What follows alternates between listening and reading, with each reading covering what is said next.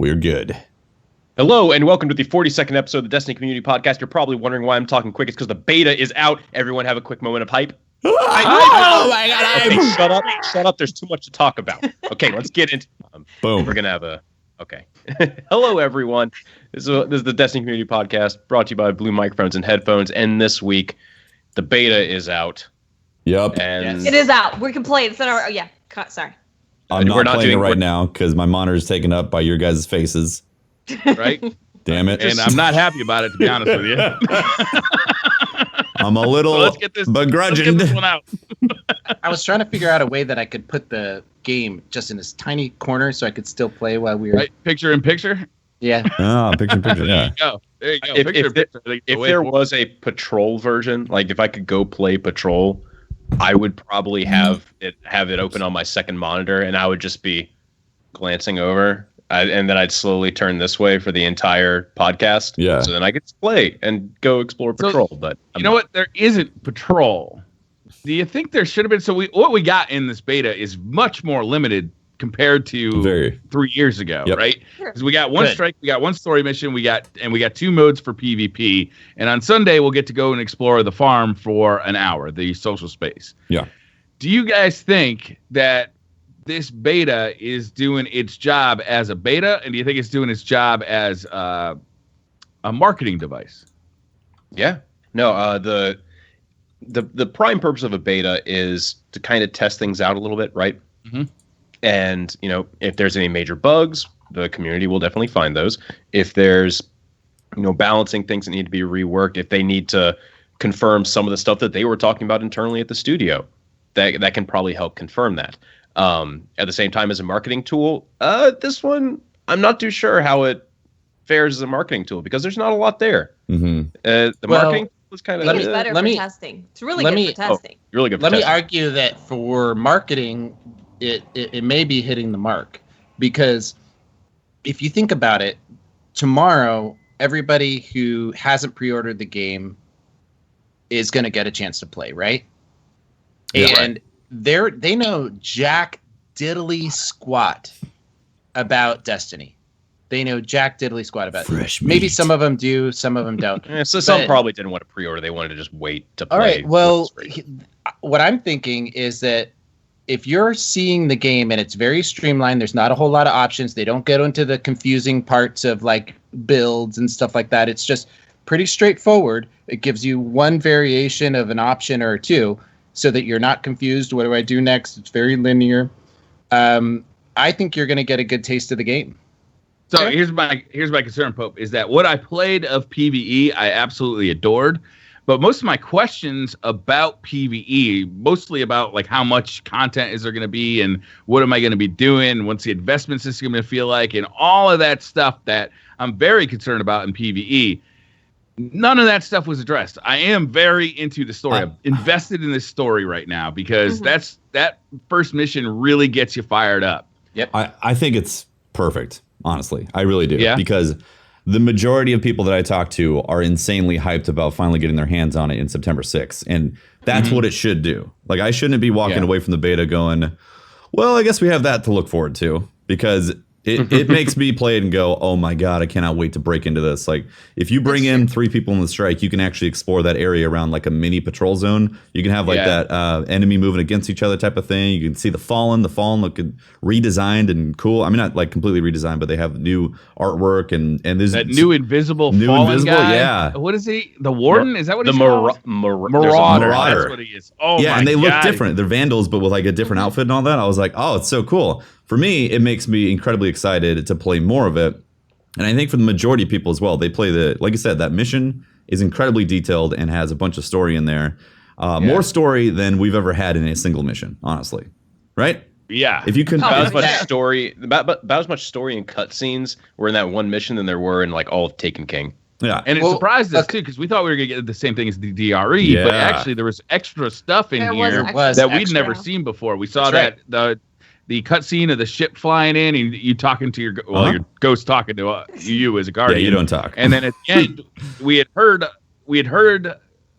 Gary talk to our guardian a little bit, but this time we got the full extended cutscene and watched as our separated from our ghost and the light, and that was really cool stuff. Yeah, it set it up to where awesome. They set it up to where it was like, okay, you were out patrolling like you do right now. You're away from the tower. You're typically not just hanging out in the tower always. You're out, you're doing your thing, then you come back and the tower has been demolished. You see Shax has a raised lighter and you're like, are you kidding me? Are you keeping that raised lighter? You best be giving me that raised lighter, man. And then at that new cutscene at the end with Gary, it's like, oh, I cannot wait to kick Gary's ass. I'm legitimately pissed off. Like he was about to smash my ghost. Yes. Yeah. It makes you so much more invested in the enemy and actually getting your stuff back and fighting this person more so than ever before. 100%. You actually he's killing people in our tower. He's taking our home. He's trying to destroy our ghost. He's crazy. Also, Gary, that's not how it works. You can't just take light from people. I'm pretty sure light chooses people. But it went away. You see, the ghost. It's not with us, but it's not with Gary. Right. He's got this all wrong. He doesn't know how it works. I feel kind of bad for him. I think that Gary comes from a race of people that maybe the Traveler had deemed with light at some point in their past. Oh, do you think the Cabal had some intermingling with the light? I don't know. I'm thinking that there's something going on. I'm texting Bife right now. Yeah, let's get Bife. There's got to be some sort of backstory. Maybe he knows. Maybe he just has intel on the Fallen, because we know the Fallen had some sort of relationship with the Traveler in the past, and so maybe that's what he was told, because they were talking about how he was raised to basically believe that the Traveler should have chosen him. So. Yeah. Oh, interesting. I know. Yeah. I know that's a stretch. I'm just saying that we have this scenario where he feels like the light should be his, and he wasn't given to him. He's entitled generation. So he's gonna take millennials. Gary's generation butthurt, definitely. He puts a shield over. He puts a shield over the Traveler, and our light is immediately taken away. He threw a boot on it, man. He's like, you parked here too long. Boop. You're done. Yep. We're repoing this. So what I'm curious about is, I know he doesn't personally, it doesn't absorb the light to him, but there's something about that device that it is not just a buffer, right? It's not just an on-off switch. I think there's something more about that shield that we're going to find out about. I'm pretty sure he's trying to siphon the light. That was designed for him. Yeah, to harness it. That's what the Cabal do. They go to these planets, they rip resources out of it, and then move on. Watts, what villain is it? A little cuckoo. I mean, well, I know, but and I like it. I like it about Gary. I like that he's got this whole backstory where he feels like, I've been through a lot in my life. I want the life for myself. Why didn't you choose me? I like this. I like that about him. I like it. I actually have feelings towards Gary instead of who's this random mailing guy? I have no idea.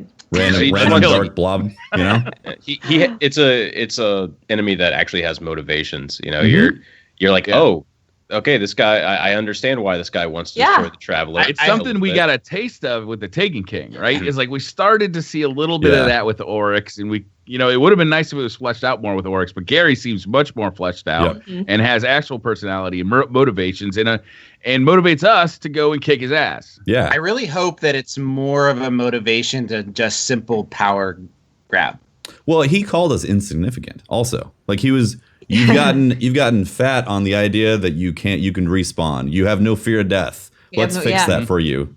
And then kicks us off the edge along with our ghost. It's incredible. I'm so angry at Gary. I cannot wait to play the game. That scene where your ghost falls and says something's wrong, it's boom, hits the ground, and then you reach out and claw it and kind of just drag it back to your body. It's just so powerful. I love it. Yeah, and then when you lose it at the end too, you get separated from it at the end. Yep. Mission 2, find your ghost. Find your ghost. I want to kick Gary's ass bad. That's how I feel. Exactly. Yeah. After playing that, I was like, oh, I can't wait. And I think a lot of people walked away from that mission also feeling that wow, this is a different storytelling than Destiny 1. So, Briar, back to your point. Is it the right way? Is it the right setup after what we just talked about? Is it the right setup for Destiny 2? That's the question. I don't have the answer. I think we just answered it. I mean, all of us are pumped All of us are pumped to play it, right? All right. So there's this duality that I've been experiencing for the last 3 days. And on the one side, I have been playing the beta, and we'll talk more about like the strike, and we can talk more about the story and the PvP stuff. I've been playing the beta and having a blast. But every time I read something on Reddit or on the Bungie forums, or even sometimes in my own chat on Twitch, I'm seeing a ton of complaints about, I don't know what's going on with, I don't feel like I have enough power. I'm not a powerful guardian like I used to be. There's no the settings fun. Are off. There's no fun in PvE. But there's fun in PvE though. I'm speaking from what I've read, what I've experienced. Yeah. Sure. Let's explore that a little bit. Like let's go into that. There are absolutely some warranted there's warranted concerns that I think should probably at least be definitely looked into by Bungie. Mm-hmm. I mean, we don't know what the full game is. We don't know if there's mods that go on armor that give us faster super energy regen. We don't know if what's coming in the full game.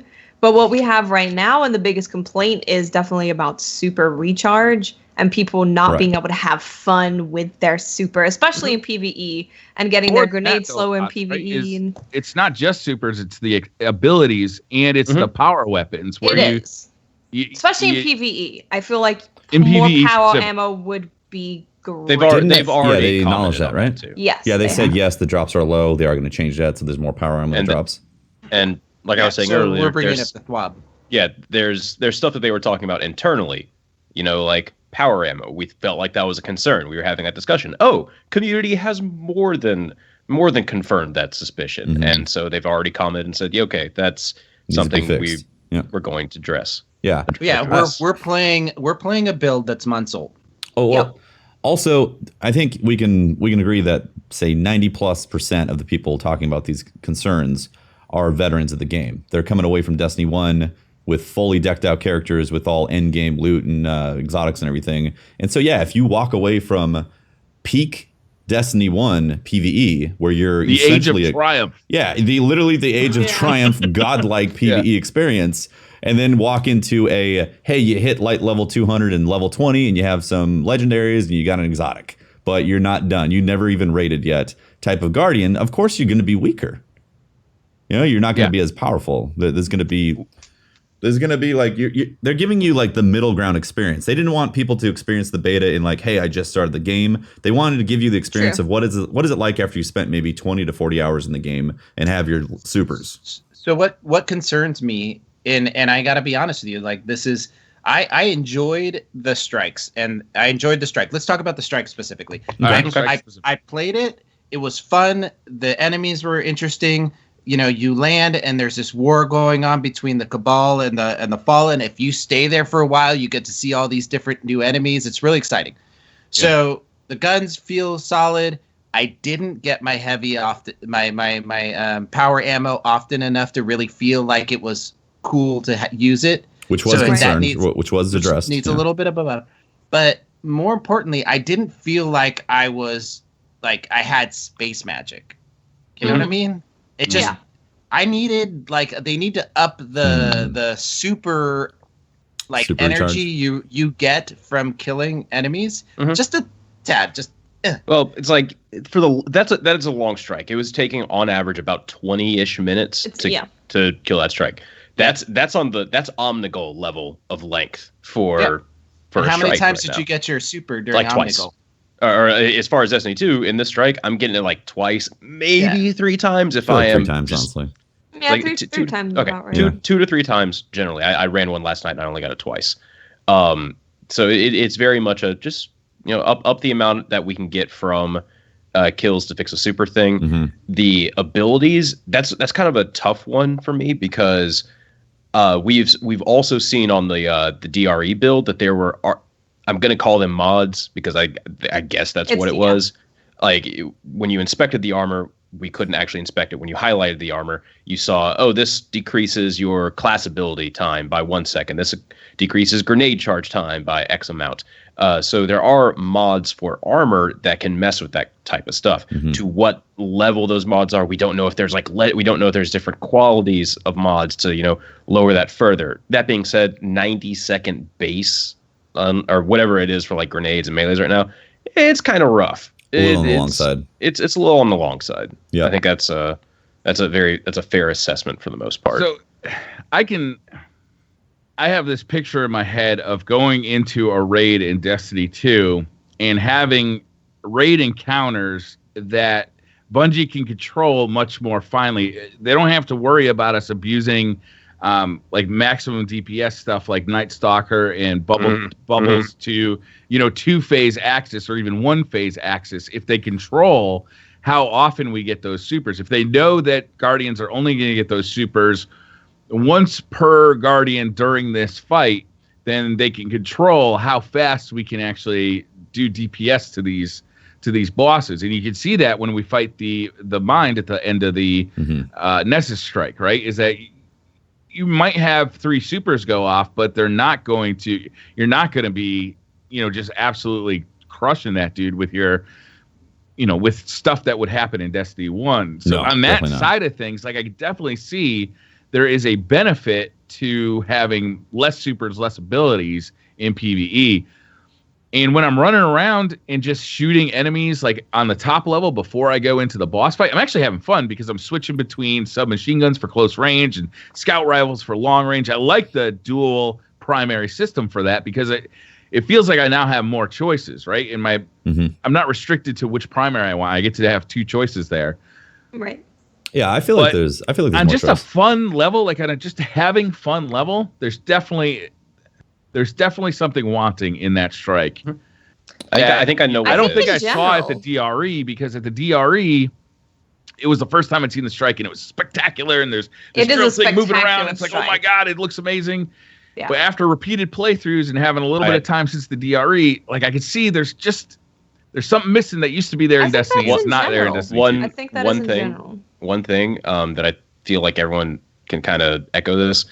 It's going to get very old very quickly, continually shooting stuff with what are basically primary weapons, in my opinion. The power ammo thing needs to definitely help, but even then, like shooting things with various levels of hand cannon, scout rifles, and auto rifles and pulse rifles, it's all feeling very similar to like year 1 when we were plinking away at what seemed like this massive health pool of a boss. And like Valisuark, yeah. And when you go into that strike and you're finally at the boss damage, like unless you've saved up all that power ammo, because no one's going to really be dropping, but that's not really the power ammo issue itself. Even like using your supers don't really have that much of an effect on the boss. The only time that or for ad control, it was using those kinetic and energy weapons is the real way that you're going to have to start killing bosses. And that felt very scary, similar to like to the bad parts of year 1, where it took a very long time to kill stuff. I hear you, and I do agree that it could go down that path. But we've got like the middling ground weapons right now. Like I'm not assuming that these weapons are amazing. Sunshot's really cool for PvE, but again, love it. Yeah, it's not like we've got DPS focused. A slice of the Sweet Business feels pretty DPS focused. It does actually, yeah. That's the only that's the only one that possibly does stand out, especially if you do the wall thing where you like just crouch constantly to reload, which is amazing. So if you go into that strike and actually do the maximum DPS thing with the wall crouch thing, and then like a Warlock empowering, that's like you have to use all of your abilities, but that's where you actually start to feel like you're doing some good damage. And again, this is a very narrow sandbox that we have right now because of the weapons that we have to choose. So while I do agree with you on that, I think they're not going to show us really awesome weapons in the beta that we can't that we can't fathom at the moment. That being said, if there isn't something in the end game that does help with these type of DPS type of situations, then I will be sad because you're right. It's going to be more fatiguing than enjoyable in the long run. Well, I think it's you're supposed to be getting your power back, right? So maybe having this experience early on in the game is fine. You expect that. You're kind of getting your power back. You're unlocking that second tree of subclass nodes. But I'm hoping that as we go on, we do start to feel more powerful again. And that includes, getting better armor, getting better weapons to deal with stuff in PvE. So I'm really hoping that it does have a situation where, okay, we're starting and we're kind of weak. We don't do that much. We're kind of struggling with these primary, basic weapons. But then we do get much more powerful. And it's a journey of getting back to what we were. Exactly. And if the armor that we find along the way does, in fact, help us recharge our abilities faster, and it's a noticeable change, that really changes things, right? Yeah. A lot of this conversation is just kind of left behind with the beta once we see that in Destiny 2 when it comes out. Yeah. Yeah, if you're at tier 0 if they right made now a in Destiny small 1, tweak to just big change. give us a little bit more super every time we kill a minion of the darkness, I think it would go a long way to just making us, just gain that super and grenade and ability a little bit faster in PvE, and that doesn't have to transfer over to PvP. Yeah. Right? Some of those I want to point out also real quick that the strike boss was recommended light level 210. So we were slightly under in terms of light level. Yeah. For DPS.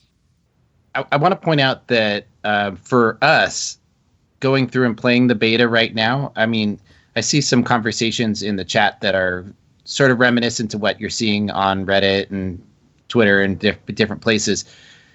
We all enjoyed playing this game and we enjoy being part of this community. Because we are offering constructive criticism doesn't mean we're bitching, complaining, or whiners. Our job as community leaders and as community members is to give constructive feedback for the game that we love. So if you're in chat and you're being negative, just go somewhere else, man. It's this conversation is all about us helping to improve the game that we love when we spend hours and hours and hours playing. And that's what the beta's for. Exactly. Bungie is loving the feedback that they're getting. They only have a certain amount of people that can play the game at any given time and give feedback, and they've all been working on the game, so they don't have full different perspectives. This is giving them a whole new perspective to the game that they've been working on. Everyone, from what I've seen, says that they're really enjoying it, but there's just a few things that they'd like Bungie to maybe look at, maybe tweak. It feels like tweaks too, right? It doesn't feel like it's like this, oh my it's god, not. this is Do you guys broken. think It there's feels like anything? just adjustments that we Is there I got a anything big that's thing. is there anything that you Genuine. let me ask this question. Is there anything that is big that you don't believe they could make an adjustment to in time for D2? Genuine big thing here. I like how you raised his hand. I know. Just raise my hand. Sorry, audio listeners, you don't get to see that. So the armor system, instead of having intellect, discipline, strength, we now have mobility, resilience, and recovery. And you're right. Mobility and resilience are agility and armor, just straight up. They're renamed. Mobility is just like agility. It's completely, absolutely useless. It makes Destiny you 2. run faster and jump higher. Run faster and jump higher, which is what agility is built to do in Destiny 1. However, the only things that it affects are the exact same things. As far as I've been able to tell, you can't really mess with it too much because the armor available to us in the beta. But it's the equivalent of that. And I feel like in Destiny 2, it's going to be, okay, the armor that I need to drop needs to be recovery and resilience. Yes, Mobility 100%. is a stat that is absolutely wasted. There's no reason to spec in it. I completely agree. It needs to be kind of. You did some testing on this, Patrick, and I watched that video, and you found out that mobility actually speeds up your walk speed, but not your run no, speed. it's your base movement speed, which it's not run speed, which they need to stop That's calling weird. it what they're calling it in the description, because that's not what people think that it does. They think it's going to increase their sprint speed, which if it did that, mobility might be interesting, but it doesn't. And I feel like that would also be kind of a weird thing for them to do. I was theoretically it helps you strafe back and forth faster when you're in a gunfight, but you found from testing that it's not nearly as effective as having more armor. Yeah, no, it absolutely. More armor will allow you to live to move quicker, whereas the base movement speed increase that you're getting, the only time that ever was effective was with Might of Multi-Tool, because that gave a very large % increase, and that was in Destiny 1, and you're not getting that type of increase from the mobility stat, even when maxed. So I thought that video that you made was actually really important, because that's a problem that was in Destiny 1, and to see it continue to Destiny 2 is a little disappointing. but I don't think it's a problem that can't be fixed. I had like one big suggestion. It's just instead of calling it mobility, call it like dexterity or something, and make that stat also kind of affect like how we use our class abilities, like the amount of time that it takes for us to activate them. If that makes any sense. That would be really cool. Not the cooldown, but like you know how quick it takes you to pop up the Titan wall. There's a little bit of time on that. Same thing with warlocks, like popping that thing down, and even doing the dodge, it's like the death. It feels super fast. Yeah, it feels a little sluggish. Yep. So maybe if that stat could also be focused around that, then you would have a reason to maybe say, oh well, I can pop. If I have this, I can forego going with resilience, so I can pop this thing up quicker.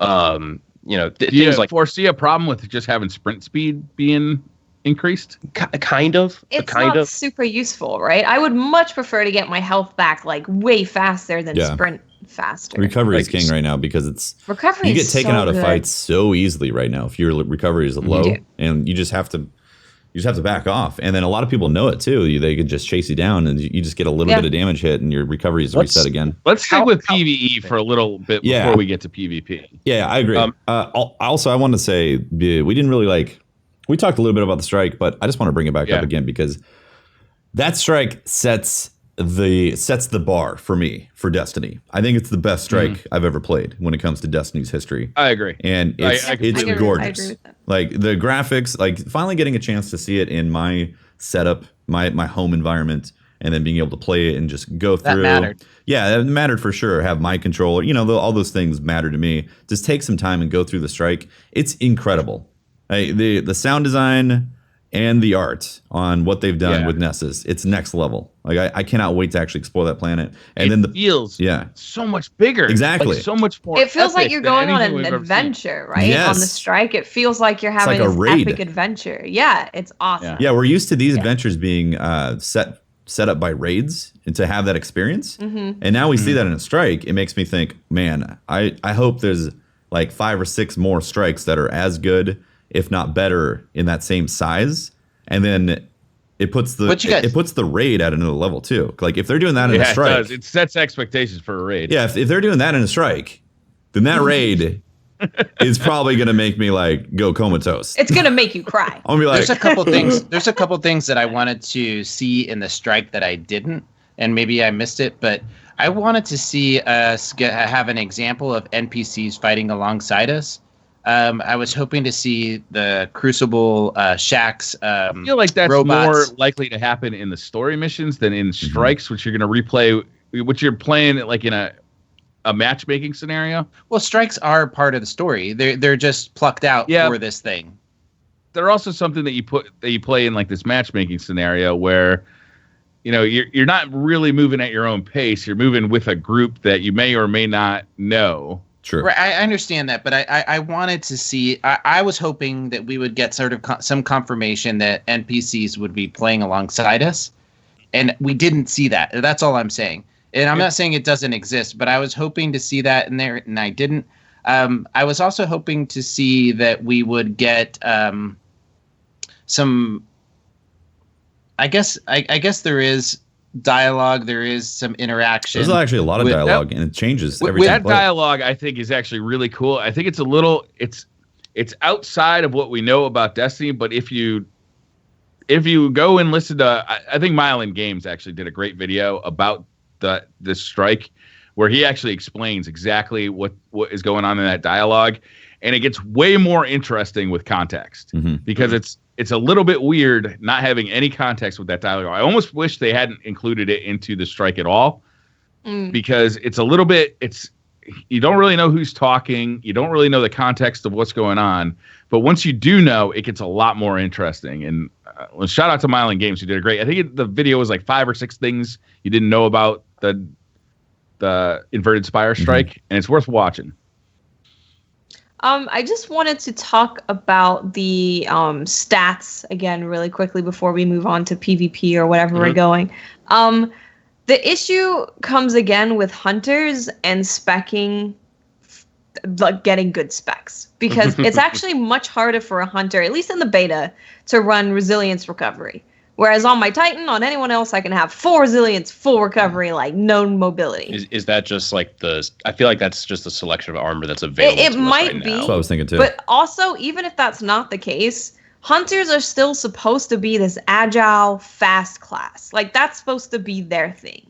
Whereas still, when I play a Titan, I feel way faster, more nimble than a hunter. I can get out of more situations better. I can move around the map faster. Mm-hmm. Well, So it's your jump. It's the jump of the Titans, the strafe jump. It's got a boost. It's really that good. The Warlock and the Titan have a strafe jump that I They do. feel is superior to the Hunter strafe. Because the Hunter strafe doesn't activate until you're on your second jump. Also, I mean, if they had like built-in bones, we would be good. Bones is what made hunters be like, you are agile and you're fast now. Good job. Well, also in Destiny 1, you jump quicker. Like it just activating a jump is faster in general, and It is. they slowed it down here. Yes. Yeah, there's a auditory. There's more of a sound to it. You can definitely hear the enemies It feels a moving little Heavy. heavier. Mhm. Yeah. And that's why I really liked Patrick's idea, because if mobility did go towards speeding up my dodge, then that would make me feel like I was a little bit more nimble. You know, I could get around that corner a little bit faster Maybe with my speed up your dodge. jump which, too. Right. It would make me feel like, okay, as a hunter, I think I do want a higher mobility stat. Mm-hmm. So maybe they can look into that a little bit. I like that idea too. think I that's a love great that idea. It's really good. Yeah.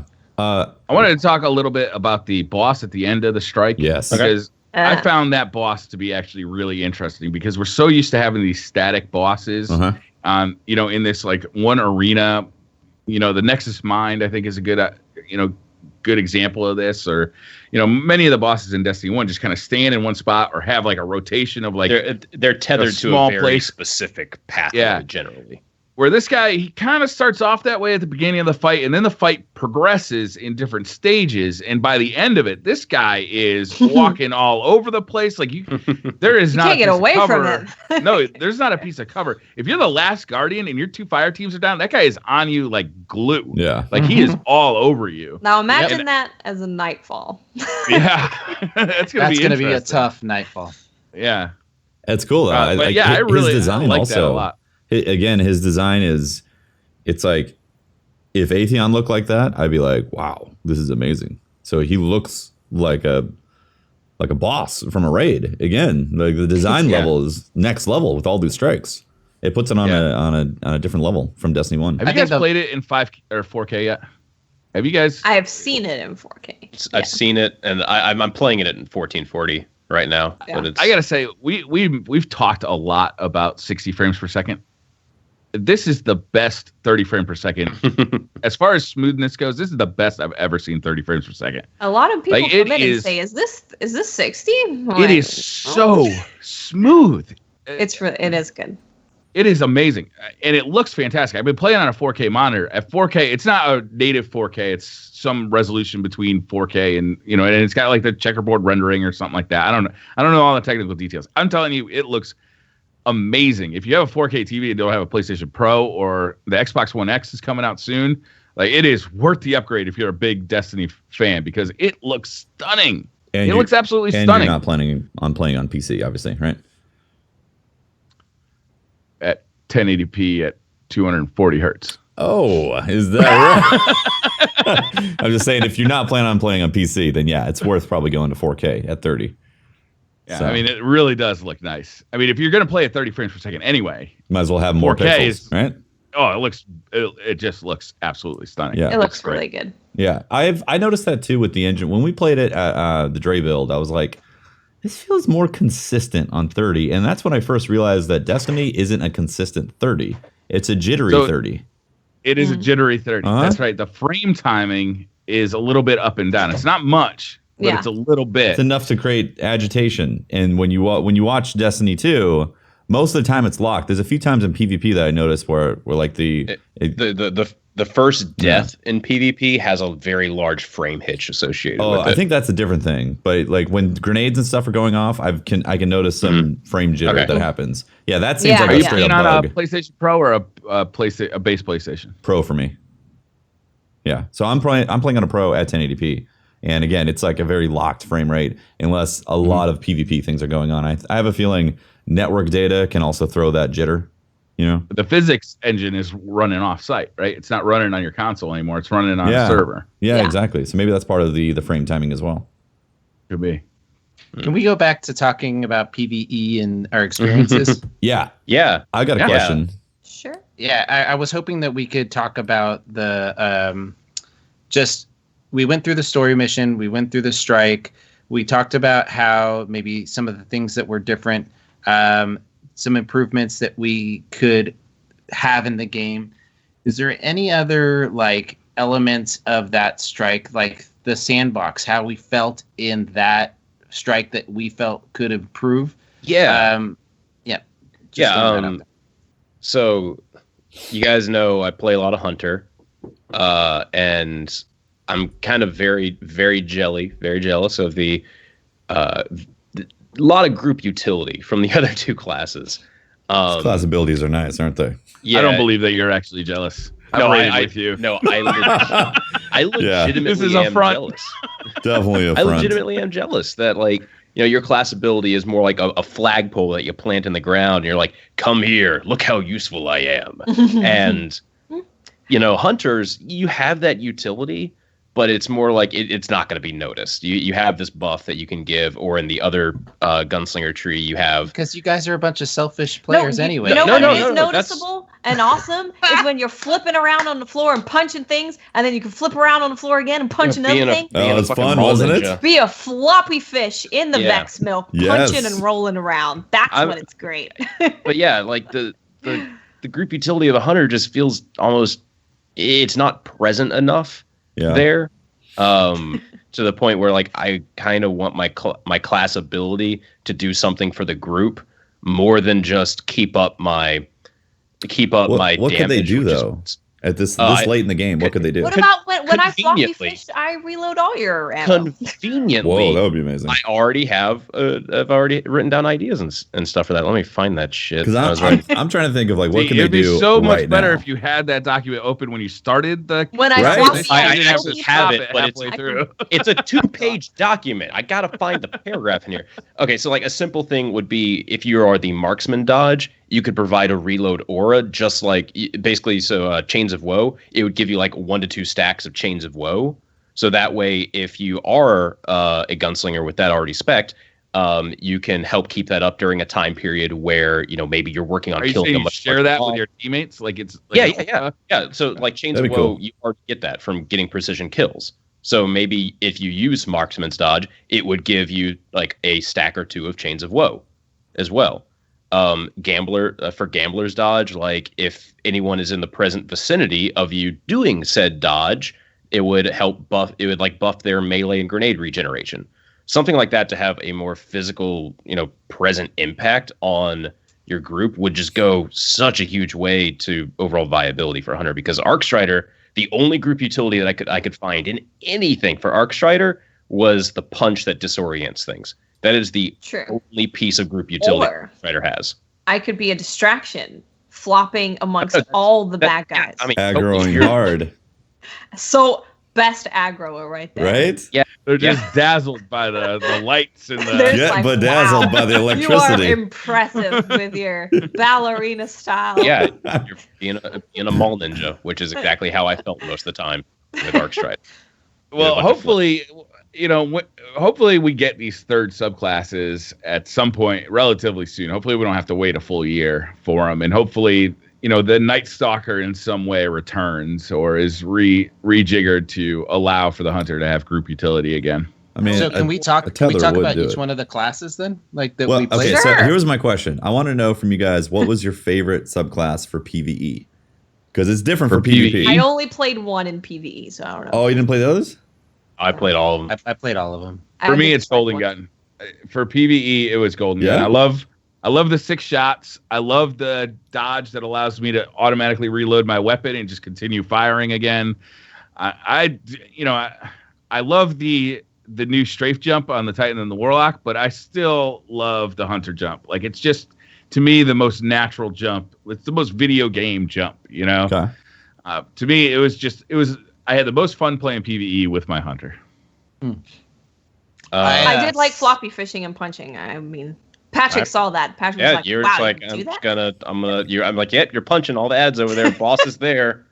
Boss is there. So Okay. entertaining. Dodge, melee, dodge, melee, dodge, melee. It's fun. It's really fun. I felt like the Sentinel Titan was by far the most fun to play in PvE.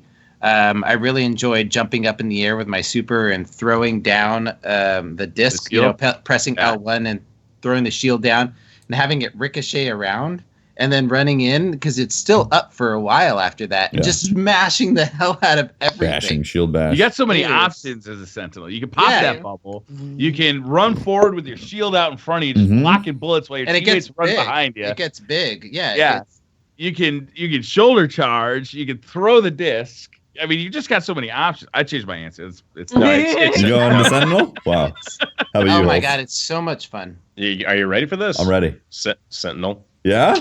That's right. No, like Golden Gun is cool and all, but that 6-shot Golden Gun's like, 1, 2, 3, 4, 5, 6. I killed 2 mobs because the damage is poop, and I'm not gonna run up to people because the damage fall off on Golden Gun is so damn severe. So I'm like, okay, cool. So I have to actually get close to it. I might as well just be a Sentinel because I can be really close and then regenerate all my health from it, and then also have a super that I can run. I can literally run and then hold L2 to block damage from people, or I can have a range portion where I throw a thing. It's like, okay. And guess what? If you get in trouble when you kill something, you get your health back. Yeah, it's like, okay. It has everything. But it's kind of like the Sentinel is the bad juju of subclasses where they were like, what do we do? Everything. Give it everything. Yeah, and the bubble. I really like in PvE the shields that you put up, the half tower, and being able to crouch under that and use Guerrilla Fighter to automatically reload your gun. I put literally like 400 rounds down range with my auto rifle. That's this auto rifle just. It is just teabag to reload. Just teabag to reload. It's amazing. I don't want them to change a thing about the sweet business going forward. I just want that gun to be exactly like it is forever because, I mean, we haven't talked about PvP yet, but it is a blast in PvP and it is fun to use in PvE.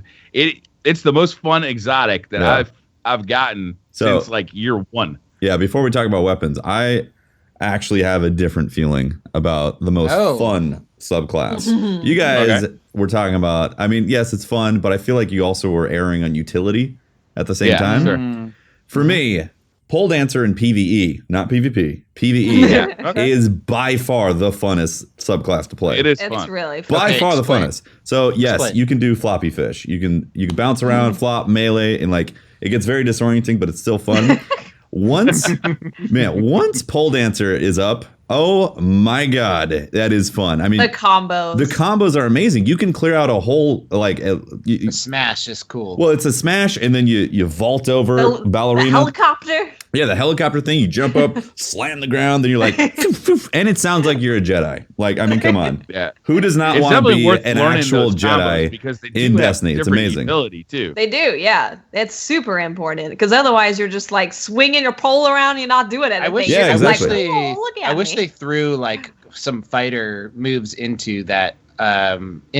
You know, there are some combos, but I mean, like some legitimate like fighting game combos. No, it's like there's R2 and like R1, R2, and you'll do two quick smashes, an uppercut, and then like a giant palm blast of arc energy outward. I didn't know that. Yeah, it's pretty intense, honestly. And like honestly, for just pure fun in PvE, that is by far the funnest. Like I threw the shield and I shield bash and all that, and I pop bubble, and I was like, yeah, I'm so useful to my team right now. But then as soon as I played pole dancer, I was like, this is amazing. I cannot wait.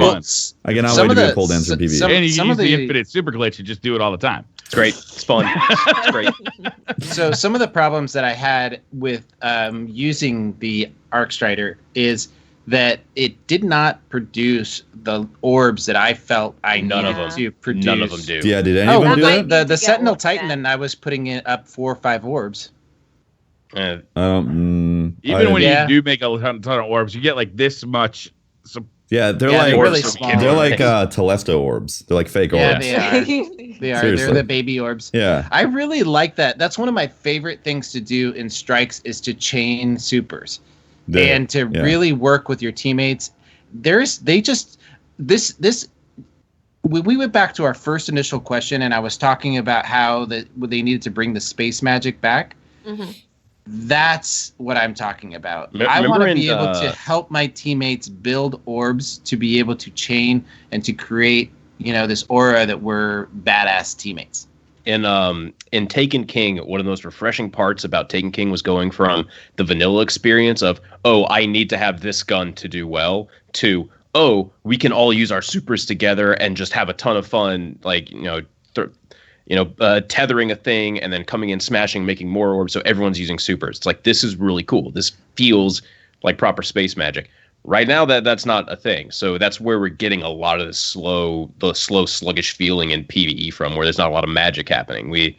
None of our teamwork feels like it's really warranted, aside from, I'm going to put down an empowering rift, you're going to put down a rallying barricade, and we're all going to just throw bullets downrange, which is a really cool interaction. That's fun, but there can be way more than that. We know there can be more than that. Yeah. It's not as fun as, what was that helmet for the Warlocks that just lets you throw Nova Bomb after Nova Bomb after Nova Bomb? Obsidian Oh my Mine. God, that was fun. It's true. That was fun. Yeah, I think that was bombastic. they can. And I don't feel like there's anything in D2 that's bombastic. Well, it's the beta. They can make that happen though. Like that's the thing. Like what we're talking about is achievable. They just have to adjust some things and not break it. And I think it's good that they're erring on the boring side, because that's kind of what it is. Not getting your supers back as quick. I think it's good to err on that. So then, if they do make some adjustments and make it a little bit quicker, or possibly there's some end game gear that accelerates it considerably, then we're gonna be like, oh, this is the best build. This is how you can become a space magic god as opposed to a space magic amateur. So let's talk about the weapons and the armor a little bit, because I feel like it relates here.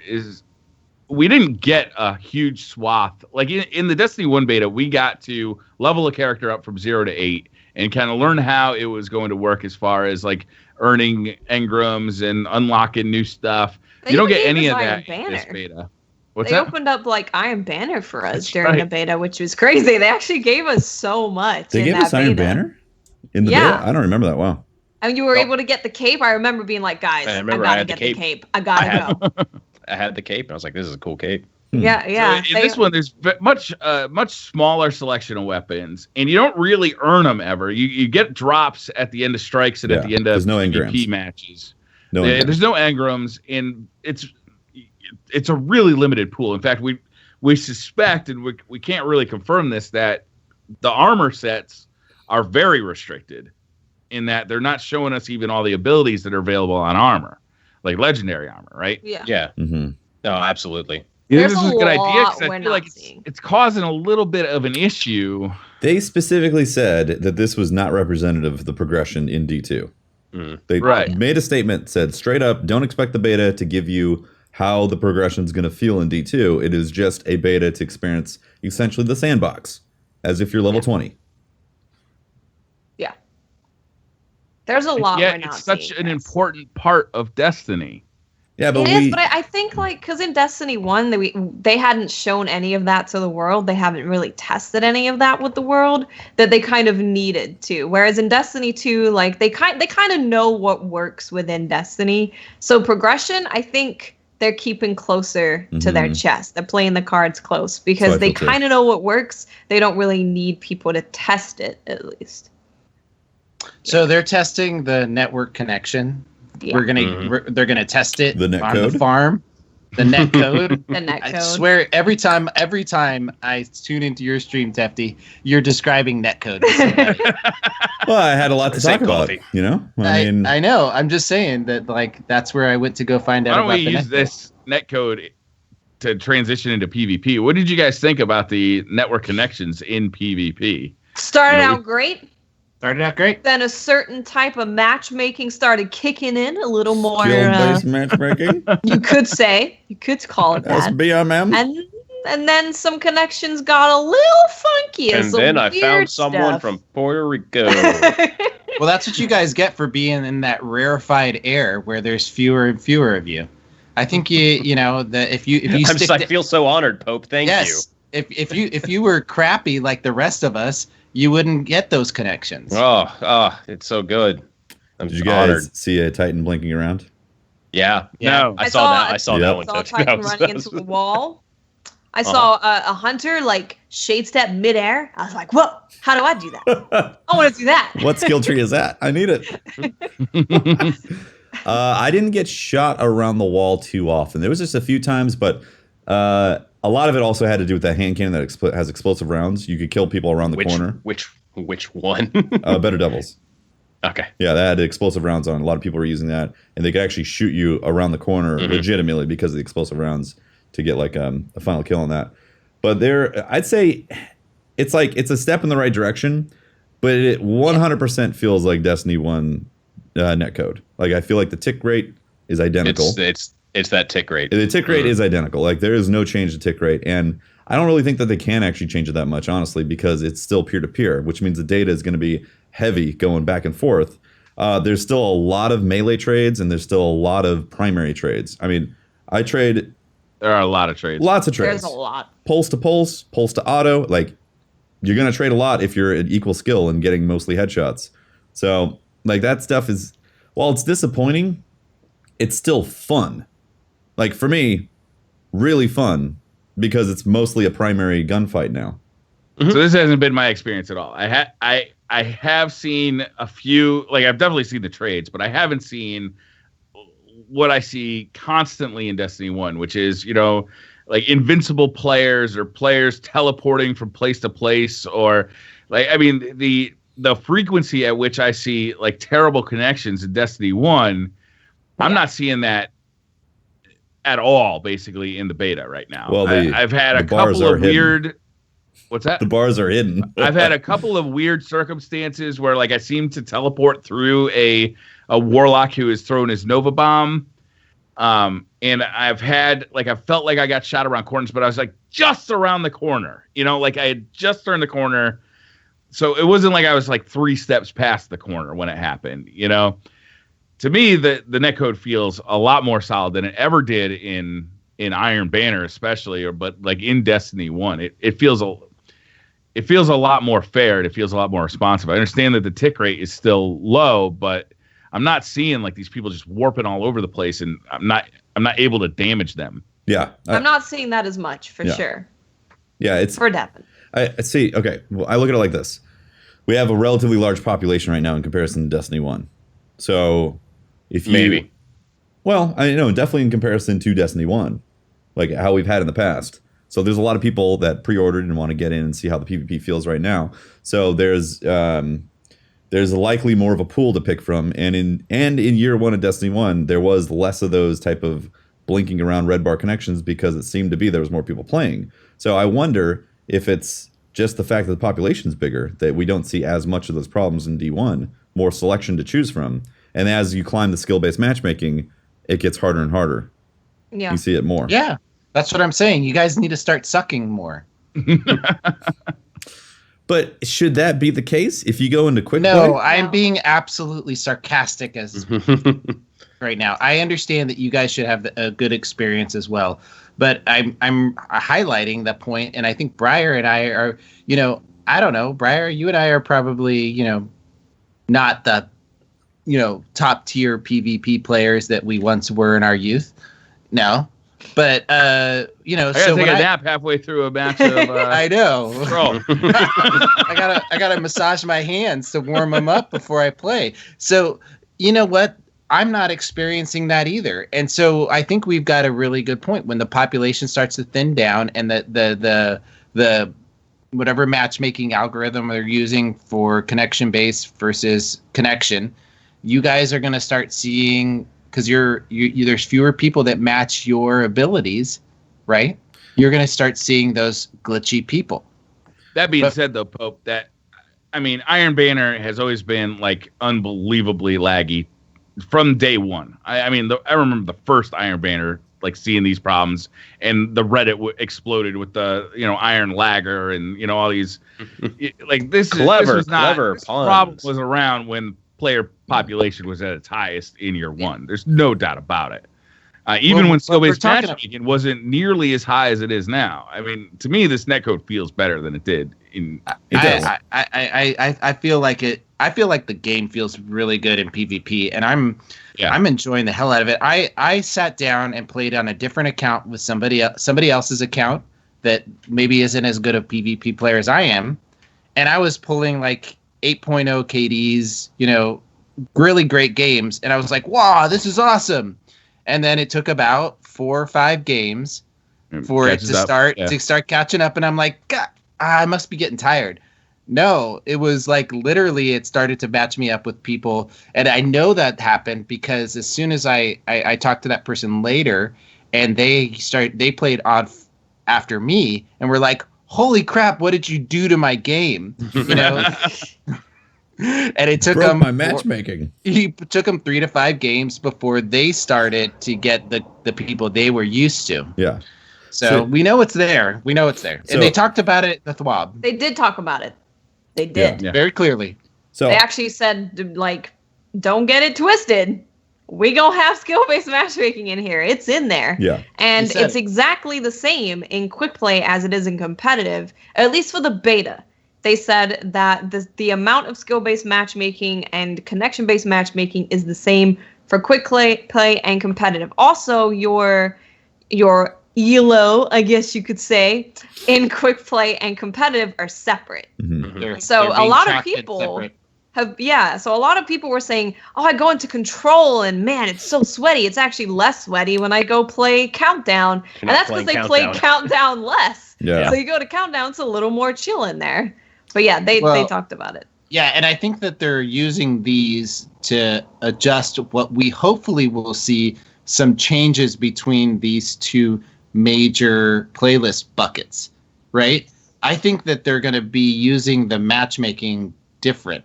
Hopefully, I really hope so, because I think the one that we're seeing control in, that one's going to be almost all connection based. I really hope they do that, because especially they've set themselves up for Why do you think that? Expecting that because of what they're saying in the THWAB. I'm reading specifically. Okay, so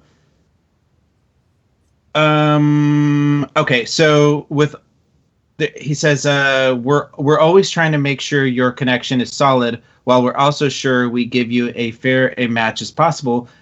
It's up here. He talks about how there are 2 different buckets, like Watts was saying. Lars is talking here, and he says that the way that they've set it up is that they can be adjusted independently. He makes a point of saying that. Mm-hmm. That the way that they're going to do this is they're going to have 2 major buckets, a non-competitive fun playlist, if you will. It says low intensity, whatever you want to. Yeah. And then they're going to have this competitive bucket, and they're going to be they can be adjusted differently, is what he just said. Okay, but he didn't say it was going to be connection only in the. No. But they would never tell us that, Briar. Yeah.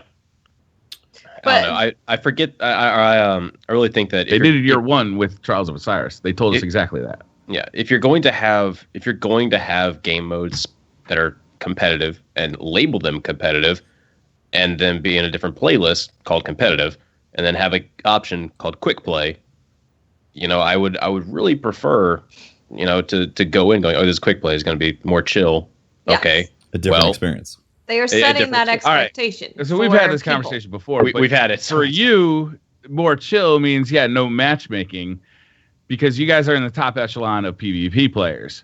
For everybody else, allowing you into that playlist means it's no longer chill. All of a sudden, I'm getting crushed by Miss 5,000 Watts and Holtzmann. But there's nothing wrong with getting crushed. Like, currently, I'm getting crushed because I'm going up against full teams of IAM, full teams of Primal. Like, I'm currently getting crushed. And there's nothing actually wrong with having a game here and there where you get crushed, because that's how you learn. That's how you become a better player. If you're playing PvP, that's kind of part of the parcel. You win some, you lose some. You're going to stomp some people. It's going to be super close and sweaty. You're going to get stomped. Theoretically, especially if you're big into Destiny and you want to improve, But that's not everybody. A lot of people just want to go in there with their friends and not just get pooped on. And that's what we want as well. We want to be able. I want to be able to play with my friends who are not super sweaty players. There's people that want to play with their wives who don't play a lot of PvP, and they cannot take their friends who aren't super hardcore PvP players into PvP and have fun. Mm-hmm. They can't do that because it's only going off of that top person's KD or whatever it is. I don't think anyone's saying to completely remove skill-based matchmaking. Definitely not. I think it's perfectly fine to protect, people who just come to the game. They don't know how to look at their radar yet. They don't know how to jump. I think it's totally fine to have those people play against the people they're supposed to be playing against. Because honestly, a lot of games have like a beginner. They do. They have its own. They actually do, and I don't like playing against those people because I just feel bad. I'm like, this is just stupid. I shouldn't be playing. I don't feel bad. But I think that it should be a place where there is a much wider range of people that you can match up against. Because I'm not playing people that live close to me right now. I'm every person on the team, on the other team or on my team, I played before. I know them personally. I'm not playing any other people. So here's the problem with skill-based matchmaking being the focus. When you invest a lot of time in the game, there is like a almost kind of being punished for being good at it type of scenario, because the connections can inevitably go downhill because you get matched farther and farther. So the latency ends up getting higher and higher. And no, they should not take out skill-based matchmaking. Obviously, they need it in there. Just like I said, protect people who just get into the game so they don't get absolute steamrolled and have no idea what's going on. But at the same time, they shouldn't sacrifice connection quality. And that's what's happened in Destiny Year 2 and 3. And that's one of the reasons why it's gone so downhill. And they've done fixes to make balance happen, but they didn't do fixes to make connections happen. And if they keep on going down this path of high skill-based matchmaking and then connection second, then we're going to have the exact same problems where if you are somebody who excels at the Crucible, then you end up going against other people who eat bullets more often than not. And that ends up becoming a salt fest. When people eat bullets, you get salty, they get salty that you're eating their bullets and vice versa, and then trades all the time, and it becomes annoying. So they need to, for quick play, they need to stay away from the fact that it's skill-based matchmaking first and then connection. They need to have connection first, and then out of that pool, who has the highest skill-based matchmaking, and make it predominantly that way for quick play, because it's just a better experience. When damage registers and you don't have those issues, it's better. Well, they're saying that it's connection based, and then secondary is skill. They've said, they've said that every single time. Where's the credibility here? How many times have we heard these things, and we go back and play the game, and it doesn't feel true? Yeah, it's not that it doesn't feel true. It's like I can understand that it's there. I feel that it's there, but it's just not heavy enough. I guess it's not heavy enough. It's not giving me a wide enough range of players. It feels like you're moving that to like this for the higher end when it needs to be just a little bit wider. Day one of the beta, almost nobody ate bullets for me, where I was like, oh, they didn't take bullets. Day two of the beta, alarmingly higher number of people where I was like, this person's unkillable. All right, well, whatever. I mean, it's still fun. I'm still enjoying playing the beta, and the PvP is way more refreshing than Destiny 1 is right now. But the same prevalent issues of peer-to-peer netcode tick rate are still there. Like they're not going away. We should probably move off the skill-based matchmaking because it's feeling too much like Destiny 1 discussion. Can we talk a little bit about or the next 2 years of PvP itself? Conversation. Right. Yeah. PvP itself. Yeah. Everyone PvP gets their itself. super in the last 30 seconds of the game. Someone popped the dark staff. There's a damn break going on. There's a Nova bomb flying across the map. That's got to change. That's got to change. Should we talk about Nova bombs? What about it? Let's talk about Nova bombs, guys. Nova Hold on, bomb before at we my get to Nova face, bombs, I'm just 'cause like, Watts brought this up. I think it's a good conversation because it literally feels like you can have a game that is neck and neck. Your teams are working together. Your primary battles, you're working to control the power ammo. You're controlling, and you're really. And then all of a sudden, it's the last a minute of the game. Everybody earns their supers at the same time, and the score goes out the window because it's just super spam all of a sudden. And then suddenly the game's over. Who won? It's what I hate about it more than anything. Not even the super spam, fine, whatever. What I hate about it is that you get your super at a point where you feel so rushed to use it because you want to go kill people before it ends. You can't make a tactical decision of when to use your super. You can't think, oh my God, everyone's on B. I'm alone. I have the chance to save this game. You have to just be like, oh, it's only 5 points till the game's over. I better pop it so I can actually use this thing. I see red on the radar and I have my super up. I better just do this now because there's probably not going to be another opportunity. Yes. Right. Yeah, exactly. And, speaking back to newer players, like we're going to get a lot of new players in Destiny 2, right? Players who never played in Destiny 1. Yep. Getting a super is one of those things that is really fun to do in PvP. And if it is very possible that you'll never get a super in a control game the way it's currently configured. I've had many games, both winning and losing, where I don't get my super up. Yeah, if you versus somebody, for sure you're not getting a super. Especially if you're a Voidwalker, you better not charge that grenade. Don't you cook that nade. Don't you cook that nade. Oh my God. I don't know how they fix this. Maybe they increase the amount of super energy you get for killing other Guardians. I feel like that's a very simple one because there were games where I was slaying people and just absolute like top of the leaderboard, and then I get my super maybe 15-ish seconds before like the other team did, and I'm like, what? If you happen to mercy a team, they can adjust it. You're not getting your super. You can get your super maybe a couple of minutes before everybody else if you're really slaying, and maybe if you are absolutely destroying it, maybe you get 2 supers that game, maybe. But by just adding to the amount of super you get for killing people, then it just staggers the supers more too, and allows you to use, like Bots was saying, is use your super when it feels most appropriate, not because there's 30 seconds left in the match. I think I had a game where I think I got my super around, it was around 40 or 45 points on our team. Yeah. And by the end of it, I was halfway to a second super. But that's as close as I've gotten so far from getting a second super. So they do need to adjust the timer on it. And again, I think they're erring on cautious when it comes to this beta.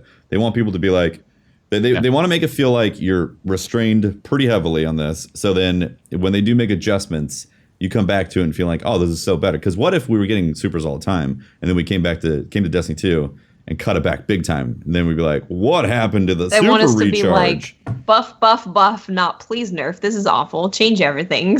Yeah, different tone. I will say that I like the fact that there's not supers going off everywhere. There's not grenade spam everywhere. There's not abilities everywhere. Because what I'm finding is that it's a slower based, more tactical form of PvP that I'm enjoying tremendously. Like I am having a blast in both game modes of PvP right now. You know what, Briar? You sounded a little bit like I want to have my cake and eat it too. Just a little bit. What I want is the supers to be staggered. I don't necessarily want 2 or 3 of them per match. How could they do that though? Like legitimately, without it becoming a snowball issue? I think the per kills might be fine. Yeah. It helps. It's probably the best way to separate it. Or you could just do an across the board. Supers just recharge a bit faster, and then if you are slaying, you'll get it even faster than the other person. Still gonna have a problem though. Then we got the same problem. Yeah, everybody has it at the same time. Yeah, I think I do. I think the best way to kind of fix that is the kill thing. You're doing really good. You get it maybe in the middle of the game. Well, the scoring system lends to it already. You know, as a support player, I'm getting points to kill. Yeah. Right? Yeah. Even though I'm just adding an assist. I shoot everything. I'm As like you should. It's a team. I'm like shoot. that guy that gets like tons of assists at the end of the game. That's cool. I don't care. And at this game mode, the way that the scoring is now, viscerally feels so much better than Destiny 1. Tagging into that, support players and those people capping points and those people playing OBJ, like, objective-based, movements, should be getting points. And that's how you stagger their supers, So you don't just slay. You provide support. And that helps build your super. You don't get supers from capping points either. They could definitely make that happen. Yeah, you get literally nothing. So even if you got like a little, just a tiny bit for capping a point, I know that they changed control to try and make people get into the action, not all sit on one flag, because now it caps at the same rate no matter how many people are on the flag. Mm-hmm. So maybe if they add too much of a super game from standing on a flag and capping it, everyone's just going to sit on the flag even though they don't need to. Mm-hmm. But I feel like adding a little bit of supercharge for capturing would be good. I don't think it could be bad. It would be a good incentive also to go cap. I don't want to greatly increase the amount of supers that we see in PvE. What I want to do is just stagger when those supers come out. I want to stagger when they're coming, and I also just don't want people to get it right at the end when it doesn't mean anything. Yeah, there is a weird flow to it right now. And also, I haven't played much Countdown, but I do know that some people just don't even get a super in Countdown. They don't, Yeah. Supers are really easy to shut down. Like, I see someone coming at me, I just shoot them, and they just die. Like, especially if you're using an energy weapon. Energy weapon, yeah. Those poor pole dancers. My God, shut them down so easily. It's so funny seeing them flop towards you, and you're just like... And you're like, you're done. I've gotten to the point now where I see it, I'm kind of like, let's see how close we can actually get, as opposed to running. The only one I run from, honestly... Forward, making sure he's got good aim, Yeah, I'm like, let's just line this up. Oh, dead. Well, that's easy. The only super I hide from is Golden Gun. The rest of them, I'm like, just come, let me shoot you. It's fine. You're going to die. I hear that Golden Gun, and I'm like, all right, 3 seconds later, the thing's done. Let's hide around the corner. Okay, we're good. Golden Gun's done. What do you guys think about, like, the base gameplay? What do you guys think about the time to kill, the 4v4, the pace of the game? How's it feel? I'm good with. Yeah, for me, I love it. For audio listeners, there's a bunch of us with thumbs up right now. Yeah, just to let you know. So for me, with the Halo background, I love this game mode. I love I've been wanting Destiny's PvP. Countdown. Oh, were you talking about Countdown? No. You said game mode. Are you talking about Countdown, or are you just talking about general PvP? General PvP. As it stands? Yeah. Okay. Is that what you asked? No. Yes. Yeah. General PvP. Yeah. Sorry. Okay. Just want to clarify. So for me, coming from a Halo background, I've been wanting Destiny to move closer towards this for a couple years, honestly. And now that it's in this, I know a lot of people don't like it because I've seen comments and all that. But for me personally, I absolutely love it. It's more gun focused. It's less ability spam. When you do use your abilities, you have to be more tactical. You have to really choose when you're going to throw that grenade because you don't get it back right away. You can't just like pre-nade everyone and then, have at it. Like, you really have to pick when you're going to use that nade and how you're going to use it too, because they don't crush anymore. There's no grenades that just demolish, unless, pulse nade's really good, but even that, you still have to be very specific. So the 4v4 game mode, I think, plays way better personally, and team shots is like your greatest weapon. Your teammate is your buddy. It actually helps get these kills, and I love it. Way more enjoying it. Yeah, if you're sticking together, like you can really wreck a team that is coming at you one by one. Mm-hmm. And if you try and lone wolf it, if you've got a big skill gap between you and the people that you're playing against, you can lone wolf it because you're going to get in a lot of 1v1s. But if these guys are a coordinated team, what you're going to find is that you just keep running into 2 or 3 guns pointing right at you. Yeah. And that team shot there needs to be so I think for the casual player, right? There is a need for kind of a middle ground. The primary gunplay, it's great. I love it. I love, team shooting. The auto rifles are back. It's not just straight like hand cannon or focus, precision weapon focus. You can shoot down the you don't have to be completely accurate. A team of 2 auto rifles can win out a handgun fight. Mm-hmm. But it would be nicer to see, and I don't want to go back to, I'm not saying go back to just a grenade every 10 seconds. Yes. But it would be nice to see us get a little bit more closer to having a grenade, a super, just a little bit more often. A little bit.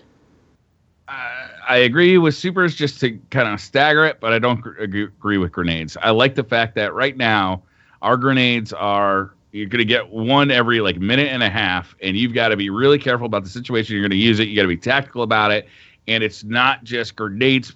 This is coming from somebody who's basically stopped playing Destiny 1 because the PvP meta is just grenade spam constantly. Stickies. And it just got really boring, right? So to now play a Destiny game where all of a sudden every fight I get into is controlled by who's getting headshots and who's team shotting and who's got better tactical positioning instead of just who threw a grenade. Yeah. Who's got better magnetism on their grenade. If you're getting less of them, Briar, they need to be more powerful. I don't. Nope, I don't agree. I don't agree either. Like one of the things that happened with Reach was it became grenade spam. You'd spawn, you'd have like 2 frag grenades, so it'd be like frag grenade, and that just got boring. Also, yeah. Dado had a really good point in his past video or his impressions where he said, basically said they ended up adjusting the time on abilities and also the damage on abilities when really it kind of they didn't really need to do both. And to an extent, I definitely agree with that. I agree with him in PvE. I don't agree with him in PvP. Yeah. Okay. I like the way the PvP feels much better with abilities. Again, I wanted to be focused on the fact that you need to work with your team to team shoot. And if you stand in the middle of 2 people shooting at you, you're going to die quicker. I don't want just like crutch abilities. They got to draw a line somewhere. And crutch abilities end up making what we have right now in Destiny 1 meta. I don't want that. You mean like Shade Step? How it's like a 3-second cooldown, but in Destiny 2, it's like a 17-second cooldown. But then if you go to the Dawnbreaker subclass, they have a Twilight Garrison dodge that's on a 10-second cooldown that isn't their class ability as well. But that float is so easy to shoot. It's Twilight Garrison. It must be also great to heal yourself. It's so easy to kill somebody floating, though. If you went into Destiny 2, if you played countdown mode with a grenade as powerful as you have in Destiny 1, it would literally be the first 2 rounds, people just using those grenades. It would be pretty get the bad. kills. Yeah. Oh yeah. Yeah, it'd be pretty bad. That's why I like the way it is now. Is they're weaker, so if people do want to spam them in that first round, you'll probably get 1 or 2 kills if your whole team like kind of coordinates that effort, but you're not going to get, it's not like it is in Destiny 1. And now if you do that and you do win that first round using that method, then you're going to have to go round 2, possibly round 3 without any nades. So I like that. Here's where so you convinced me. I'm off the grenade thing. I like the way that the game plays right now in PvP, but the problem I'm having, and this keeps going back to the PvE argument for me, is that like they need to separate the two. And we've talked about this. They just need to do it. Yep. We need to have everybody's okay that when you're in Crucible, you're in this play world where things are all sort of balanced. Great. Perfect. But when you go out into outside of the tower outside of the farm, if you're outside the farm, all of a sudden, my heart, my gear, my postmaster, Gary. I think you should get your stuff more often. I want that visceral feeling of space magic. And you know what? It's actually there's stuff that they can do right now in Destiny 1. I mean, you have what is it called? The ability where the grenades come back really fast. It's a modifier. Yeah. Essentially, there's built-in modifiers. Daybreak. Yeah. Well, Daybreak also. Let's just if you take Daybreak alone, there is the ability for them to adjust it in Destiny 1 that separates the cooldowns. So they could just build it into PvE. I know they want to maintain this thing that your character's your character no matter where you are. If you're on the farm, if you're on a mission, if you're on PvP, a strike, raid, it should be all the same. And I think it's hurting the game, personally. If they keep those connected constantly. In PvE, yeah. No, I agree. I think PvE you should 100% get stuff way faster. I hope they have a plan for this, Watts. I really do. Mm-hmm. I hope they have a plan for this because literally I could see this being the biggest. Like, not only there's 2 reasons why I don't like this. One is it divides up our community, right? It's the PvE guys versus the PvP guys, and I hate anything that does that. Anything that does that. I agree. And so. And then the second is that, you're going to turn away one part of the community or the other. The PvP people say, oh, well, we're what keeps this game alive. Well, I would argue that that's not true. I love running strikes. I love running raids, and there's just as vibrant a community that plays PvE. So I don't see that as us versus them or whatever. But I think that historically there's more PvE players logged every day. There is, yeah. It just needs to be done where, like, the cool thing about Destiny that doesn't make it Call of Duty or Halo is that your guys got space magic. Yeah. So I'm gonna get a shirt that says "Bring space magic back." You know, like hashtag save the space magic. Hashtag. I'm gonna get a milk carton with space magic written on the side. Missing. Have you seen me? Missing space magic. And that's what it should feel like. And I really hope that they have a plan for this, and that what we're seeing is an old build that they addressed it, and we're gonna come back and we're gonna. You know, I hope they can make some sort of nice balance between the two, but I just don't know if it's even really possible, because the PvP community, the hardcore PvP community, is very different from the hardcore PvE community, and to have it's like two different games, really, and that's the problem. Like, if you have an ability focused looter shooter, they can make it, dude. They can make it. I feel like they can make it. I don't even think it's that hard. I feel like if you just massively increase the amount of super energy you get from killing minions in darkness, you're in a good spot moving forward, because you're going to change the algorithm. algorithm. As long as you're moving around in the world, you're going to be constantly getting supers, constantly getting abilities, right? But constantly. This is like a narrow focus sandbox that we're looking at right now. We're not seeing all the end game loot. No, that's true. And I don't want my end game loot choked because PvP has to be balanced. I want my end game loot to be bombastic, in your face, and make the hunter dodge actually dodge. You shouldn't take as much damage. I'm sorry, I'm trying to build. That's the second skill tree. Yeah. Okay. It's in the second skill tree. It's actually what I've been saying about a lot, which is kind of sad. In a lot of subclasses, I'm like, second skill tree is going to solve all our problems, guys. It's going to be fine. Well, that means it's the only skill tree, and it's not a good skill tree. It's only. I really feel like, as a whole, this beta was so awesome. It really hit a lot of the points, and everything that I feel like we are complaining about, like that we're concerned about, that we want adjusted, is possible, except for the silly stuff that Patrick likes to do. Excuse me, I believe that the dodge should be a dodge and shouldn't be as damageable, because really right now it's just an invitation to do damage to me for about a whole second. I'm slower while I'm doing it. I do it better. I did a twirl. Cool. Guess what that did? I died during it. I'm not saying it needs to be like Destiny 1 where the aim assist is off, because that creates a shit ton of problems with the net code, how they can damage you while they're still shade stepping on your screen. But maybe they should have that talent that's in that secondary tree, how it says you're harder to kill while dodging. Maybe that's what should be on it. If you're gonna make it a dodge, I should feel like I'm dodging, not it's called dodge. Dying. You literally don't dodge anything. It's dodging, not dying, bro. Yeah.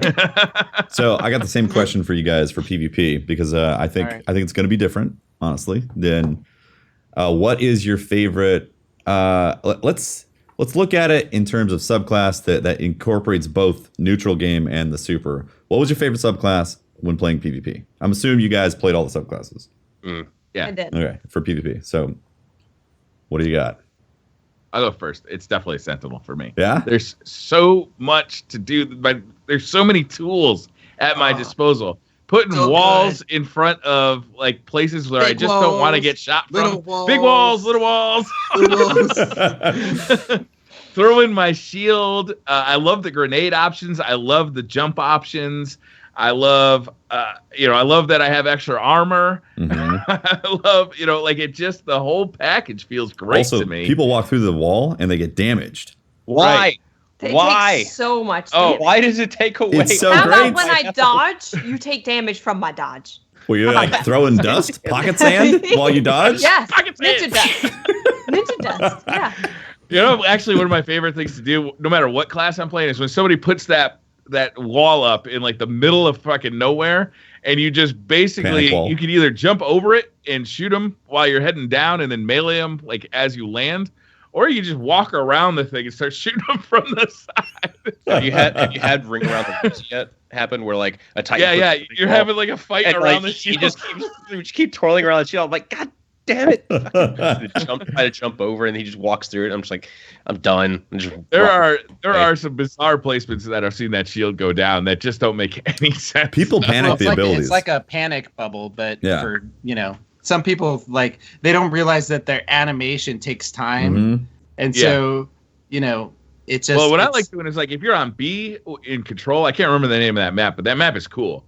You're on B. There's basically like 3 different avenues that you got to be really careful about, and you can basically block one of them off in a big way with that shield. And then if you got a warlock there to help you out, he can also be healing you or giving you extra damage. You all of a sudden B becomes a hard assault to take, whereas before all those abilities were used, like literally there could be people coming from every direction at once. Well, it's I love that you try to go through my wall, you get damaged. Why? You get mad damage. I think it's smart. Crazy damage. Yeah, it's good. Watts, what's your PvP go to right now? So it took me 11 hours to get a pulse rifle on my hunter. So life was a little harder than it needed to be. Now I have the pulse rifle. I'm definitely enjoying Arc Strider, but I will say I love Blink. I think Blink feels amazing. It feels so much better than it currently does in D1. You feel so nimble. You feel like you can zip in and out. It feels really good. I was enjoying the hell out of having Blink. So what you're saying is you want to be a Void Warlock? No, I will always be an Arc Strider. Oh, Arc Strider. Wow. Yes. Wow. I will always. The thing with the super, with Arc Strider, is that it's not like every other super where you can just be mindless and brainless. Okay, you have to actually bait people. Well, I agree with that. I agree with that 100%. All right. I feel exhausted after being an Arc Strider. I really do. You have to bait people to chase you, and then you have to pop it and twirl all over them. Yeah. That's really you cannot run at people and kill them with your arc staff. No. You're just gonna die in the middle of your dodge. You're gonna dodge and die. Yep. It feels so great as an Arc Strider. Like, I don't know, pop this like around a corner, just be a little bit out of range of them. Run around the corner, you just start dodging, doing flips, and you're just taking full damage the entire time. Watch me dance while you're dodging. It looks really cool though. But I can't dodge bullets with it. I feel so much like a mall ninja with Arc Strider in its current state, because I'm just like I'm dodging, but it's not. It looks sweet. It's like buying a sword at a mall that that's huge and stuff. Like, I'm going to destroy some stuff with this. The sound is so cool. Doesn't do much. I love hearing it pop too. I'm like, oh, that's an Arc Strider. Hear that? Who else has what are your favorites? All right, for me, it's I'm gonna agree with you, Briar. The Sentinel Titan. Wow, it's got classic. Just this great visceral feel. I'm with Deej on this one. Day one Sentinel Titan main. Did you see that? Yeah, I saw him definitely made a solid decision. I think he made a solid decision. He's after 3 years of big mistakes, frankly. Big, huge. I mean, it takes a big man to admit that he was choosing the wrong class, and now he's switched over to being a Titan. And I just want to welcome him. I made sure that I tweeted out to him saying he made smart choices. So welcome to the Brotherhood, sir. Nice. Bolt. I'm still Golden Gun actually. Yeah. Even though that's sick. Really good. Like the problem with the Golden Gun right now, at least in PvP, is that we only have access to the 6-shot duration, or the 6-shot one with a very very short duration. Got all like 0.3 seconds to get that thing done. It's so slow. Or it wouldn't be as bad. Like I agree, Destiny 1 Golden Gun. It's a little absurd how long it lasts. It should have lasted a little longer. But the 6-shot one, I'm like, okay, I basically have to pop it around cover and then just hope that I get to see people when I go around that cover. Because if I pop it out in the open, I'm going to die. Patrick, you have to pretend you are a Striker Titan, and you got to get in there and pop your Golden Gun and pow, pow, pow. That's how you play the Golden Gun. That's why it has the exactly the last word animation. almost agree with you there, except with the whole dying part of it. Yeah. As one small thing, I feel like the golden gun, like the shooting of it, it has this kind of bright flash associated with each shot, and it's kind of hard to like track my targets. Not track them, but just, it's almost a little bit distracting and disoriented. And when I have that small window to use it, I'm like, I need. Really want to be able to target acquire quickly. I really want to be able to target those. Especially if you only have 3 seconds. Yeah. If you only have 2 seconds, it just sucks, man. That 1 second that you have golden gun. You should get an additional time for every kill you get. I feel like there is that. Like I swear I've seen the super bar when I killed someone, it went up, but it went up by such a small, insignificant amount. And I was like, oh, that was cool. And then super's over. Okay, whatever. Yeah. I will say the golden gun neutral game is really good. You know, between the throwing knives that explode, incendiary nades are fun. Triple jump. That's why I ended up using as a golden gun. All those are fun, and you're kind of guaranteed a kill if you pop it relatively close to someone. At least at least you're gonna get a shot out of the 6, which is nice. And people feel somewhat afraid of you. Yeah, so that's nice. Yeah, exactly. If I see a golden gun, for all of 3 seconds until they come back around the corner, Pope. they just hit behind. Sorry. I got to do mine. I wanted to see. So we got 2 Sentinel Titans. I thought you said Arc Strider. No. God, he said he no. gets exhausted playing Arc Strider. Oh, that's right. Yeah, when I popped, I was like, whew, like tapping circle or breaking my paddle, you know, from like trying to flop like a fish so hard, you know. Come on. It's unbelievable. What you got? So I did like the golden gun. I did like Striker also has a really good neutral game, fantastic neutral game. 2 grenades. But when it all is settled, the neutral game for Nova Bomb Void Walker is by far my favorite. Really good. It's so good. Nova Bomb itself is straight up garbage. It will garbage. It'll blindly look. You'll be like, what enemies? I see nothing. I will not track at all. Like 99% of the time. Have you I've tried shooting it too, yeah. Okay. I feel like the hitbox is also bugged, where I've seen it go through people and been like, that didn't detonate. Oh yeah. Like, people have totally like Nova bombed right on top of my head, and I'm not that. Yeah, and you're like, sorry, no hit registration, I'm out. And so that's really annoying. So I just assume that Nova Bomb is a panic button that you throw at your feet anytime you have it. So, but that's okay because you hardly have your super. So the neutral game for me, the blink is so good. As somebody who is a huge fan of year 1 blink or blinking in general and still try to rock it in Destiny 1, regardless of PvE or PvP, the blink is fantastic. It's got an awesome sound. If you feel like you're going through a vortex, and I feel like it blinks a little bit farther. That might just be the visual effect. I feel like you cover a little bit more distance with it. You can cook the nade also, which is fun. So you can like cook a vortex nade and block off an area and make it last a little bit longer. And then the empowering rift or healing rift is just super clutch. You're in a fight with somebody, you know, you're having these like long hallway battles. You step off to the side, pop your empowering rift, and then you have more longevity essentially in those things. So between that, blink, lifesteal. Is it true that you can eat your grenade? In the other on the second tree, are you excited for the second tree? If you think that's great, you can eat your grenade and get your health back. Yeah, regen your health by consuming a nade. The second tree sounds insane. Do you think they're going to have an animation where the grenade comes up into your face? That would be I really hope you do. And then it's like a crunch. I want it to sound like an apple. Like yeah. Crunch. Yeah.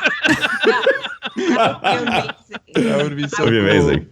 But I was surprised. I really thought Sentinel was going to be my go-to, but after playing basically all the subclasses, the Void Warlock is by far my favorite.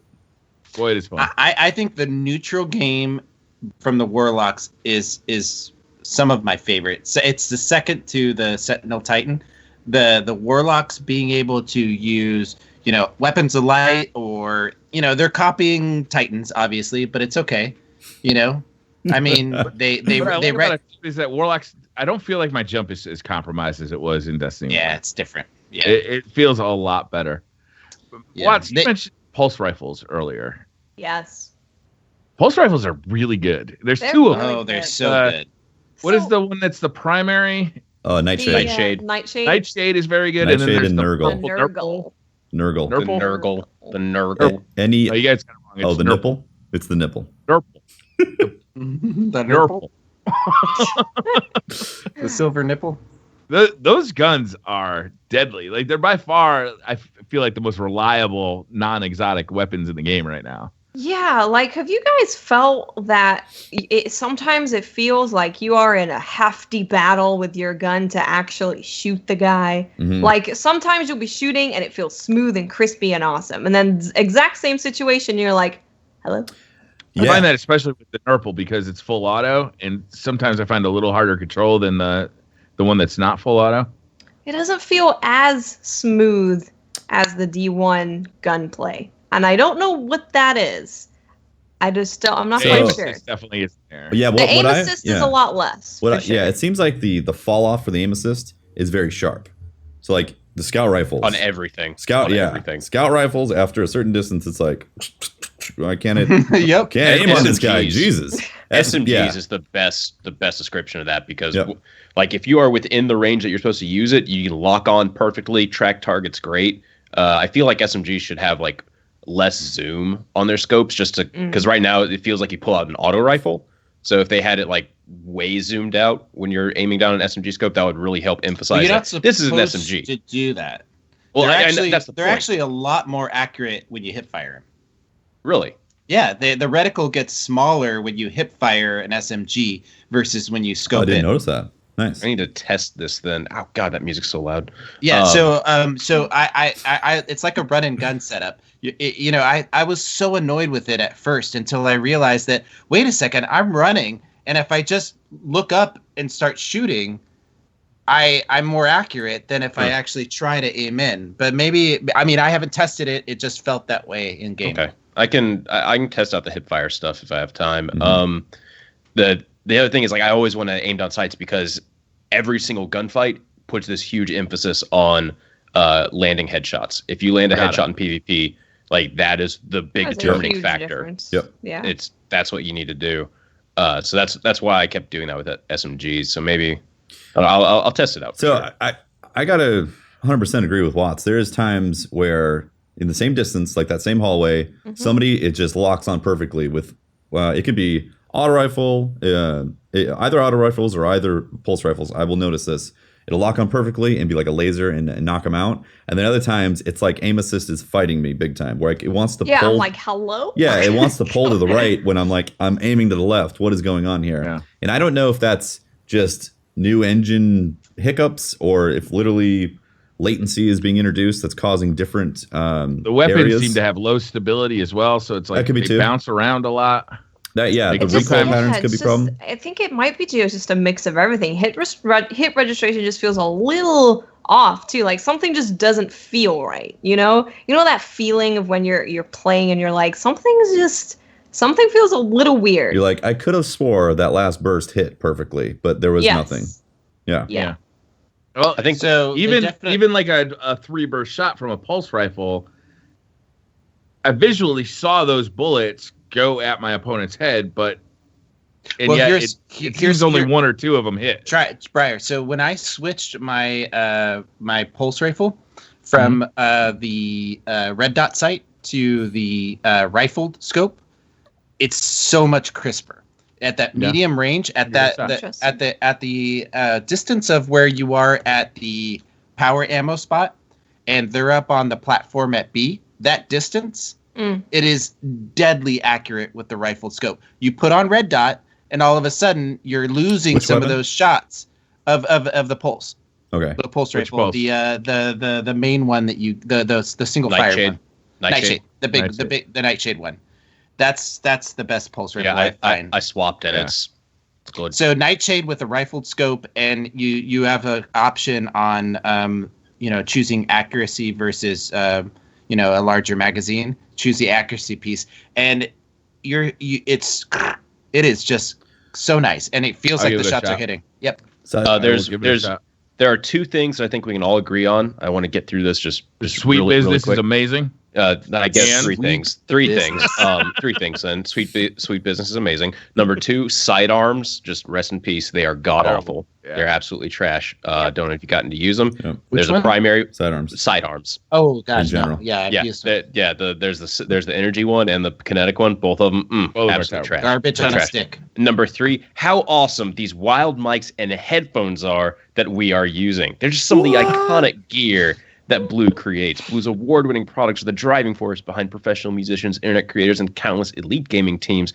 and Twitch streamers. Their Yeti USB mic is the internet's most popular microphone, and their Mo-Fi and Lola headphones deliver insane sound and a very personalized fit. Blue offers everything you need to completely immerse yourself in the ultimate gameplay experience. Learn more about Blue at bluemic.com. Nailed it.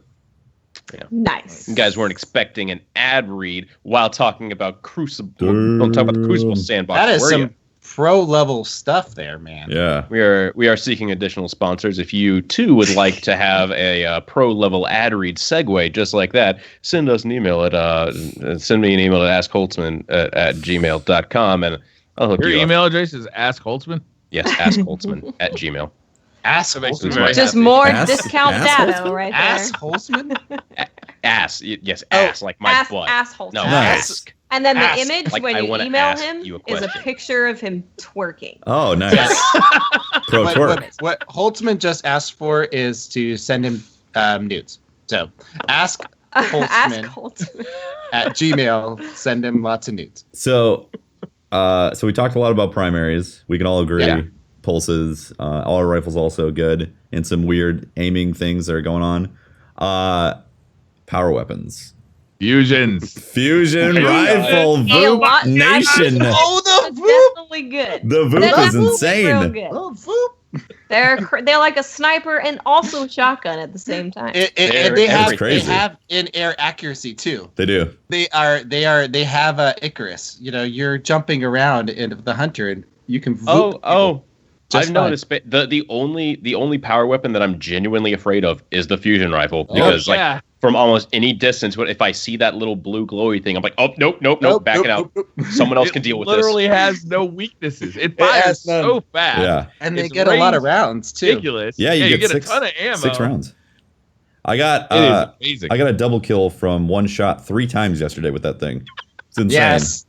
Yes, and if you do you select the impact and the scope, it's the middle scope and the bottom tree. It is just, oh my gosh, It it's is so good. phenomenal. It is phenomenal. It does not need to be nerfed at all. It is in a perfectly good No. spot. Don't touch it. No. It It's is power absolutely ammo. beautiful. Yeah, it's power. ammo. I will. I mean, just on curious bigger maps, snipers will be the thing that you want to use more, right? Right. On maps with like lots of hallways, maybe you want to Yeah. use a shotgun. Like I prefer shotgun personally over fusion. and also So that the sniper shotgun- that we got. yeah. You know, that sniper that we got. Is, Oh, you shut your whore mouth. Oh, That it is sniper good. is You're fucking amazing. It Oh, does it's 100 to great. the body and 250 to the head. It's a low impact sniper. It Come does on. 250 to the head, which is all that really matters. It kills you in one Oh, headshot. And let me snap. tell Sounds you, like a pea shooter.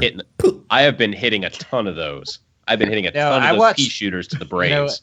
let me tell Tefty what happened here. I tune into Patrick's channel, Mhm. and I'm watching him just destroy with a sniper rifle, and I'm thinking, Why are that- you complimenting me? I feel like there's going to be some sort of There's backhand here. definitely a butt coming. There's got to be some. There's a butt coming. I'm There's not used to this. Okay. There's no Okay. but. He was absolutely destroying with it. And I went and I looked at his loadout during the stream. I tried it myself, and it's beautiful, man. He's got this. He's got his hunter game dialed in. It's great. It's great.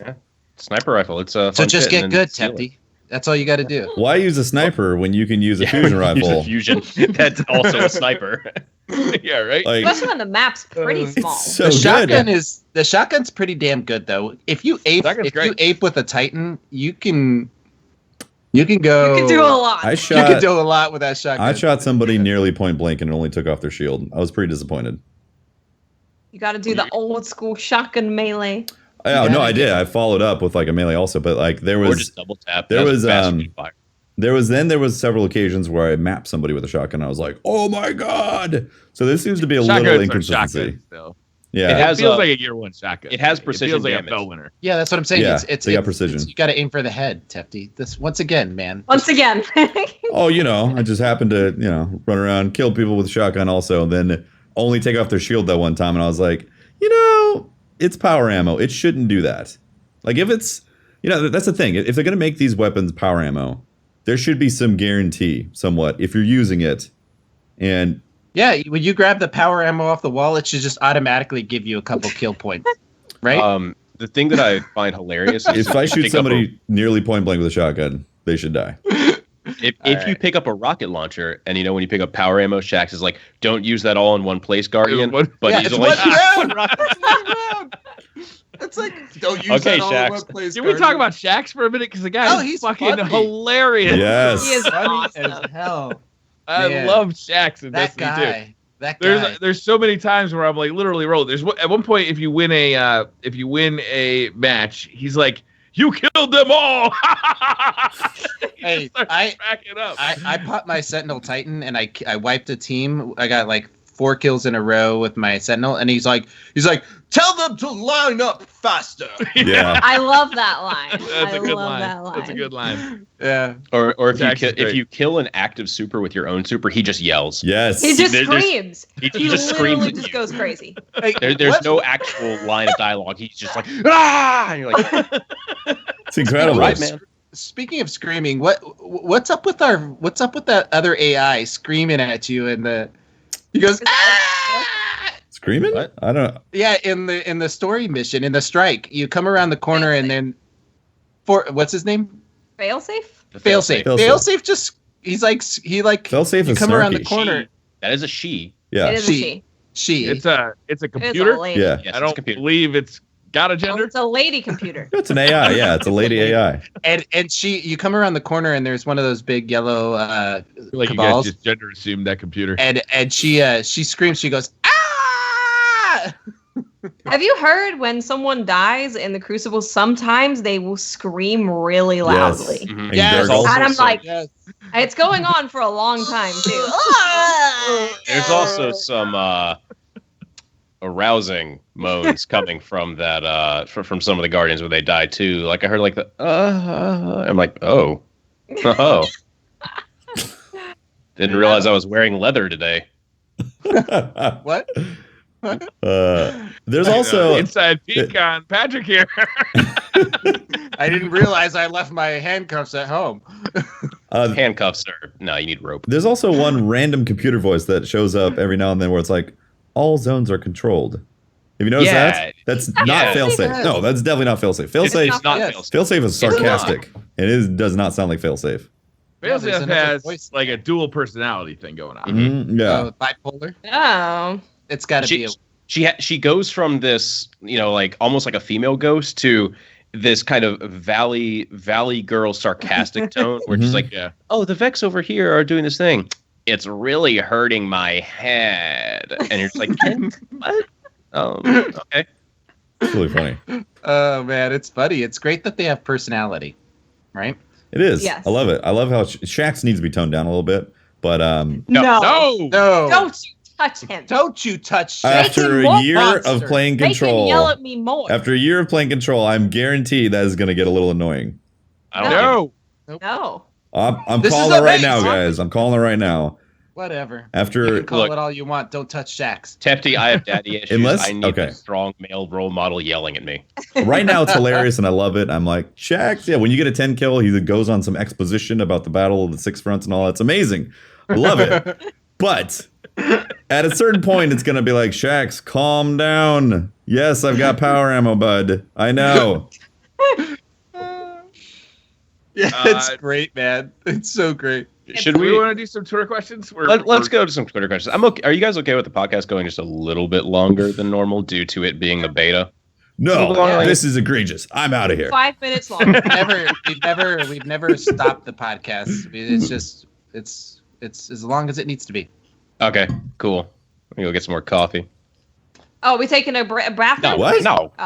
I'm damn. joking. Go, keep going. All right. I'll eat Luffy for Zombie King says, oh, by the way, guys, we got more questions than I think we've ever gotten for a podcast before. Sounds about right. I have 9 pages of questions. I think that's like 2/3 or a third of the possible questions I could have put in here. It's a lot, so I'm not gonna go through them all, obviously, because we're already almost 2 hours.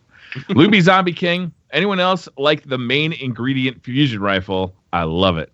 Luby Zombie King. Everybody loves that fusion rifle. It's the main ingredient. It is the main ingredient for power ammo. It is salt to any meal. To every enemy that you kill with it, it is the salt of their tears. Oh, it's so good. I'll say it's the garlic and the butter. It's without a doubt my favorite power weapon right now. This is a vichyssoise. Cardiac Gamer says, I still notice some lag in D2. How about you? We kind of talked about this before, so I'm going to keep going. Yeah. Mr. Aries says, what is your favorite class and subclass so far? So we know PvE, PvP. What's your favorite? Just name it. Gunslinger. Yeah. I just gotta stick with Arcstrider. I'm not abandoning Arcstrider. I'm sure there's a secret that we're all missing. There's a secret button combo that makes you do something crazy. I'm sure of it. It just lasts the entire length of the super. Possibly. Yeah. You just swing, you dodge everything, you spin around in a circle, doing helicopters and smash the ground. And then you get to launch a nuke as the last part of the super. Yes, it does a countdown like Call of Duty. There's a countdown. Unfortunately, it moves at 1 inch per hour, and everybody just walks around. You admire the Nova Bomb. You're like, oh wow, nice Nova. Anyways, look at it just float off into space. Yeah. I'm. It's very close for me. I really love the new Dawn Blade and being able to be up in the air and throw down. I love the visuals of the Dawn Blade and its utility as a support or class. I really enjoy it. If it wasn't that it was a warlock, it would be my friend. Yeah. Wow. Amazing. It's tough for me, honestly. Like I like a lot of the different stuff. Sentinel is the most attractive of the subclasses. We do look good, don't we? I mean, you got a bubble, you can throw a shield, you can block, you can slam, like you can throw up a wall. I mean, it's so good. Seriously. We do it all. It's like the Swiss Army knife. Yeah. Yeah, it's true. Yeah, it's really a tough decision.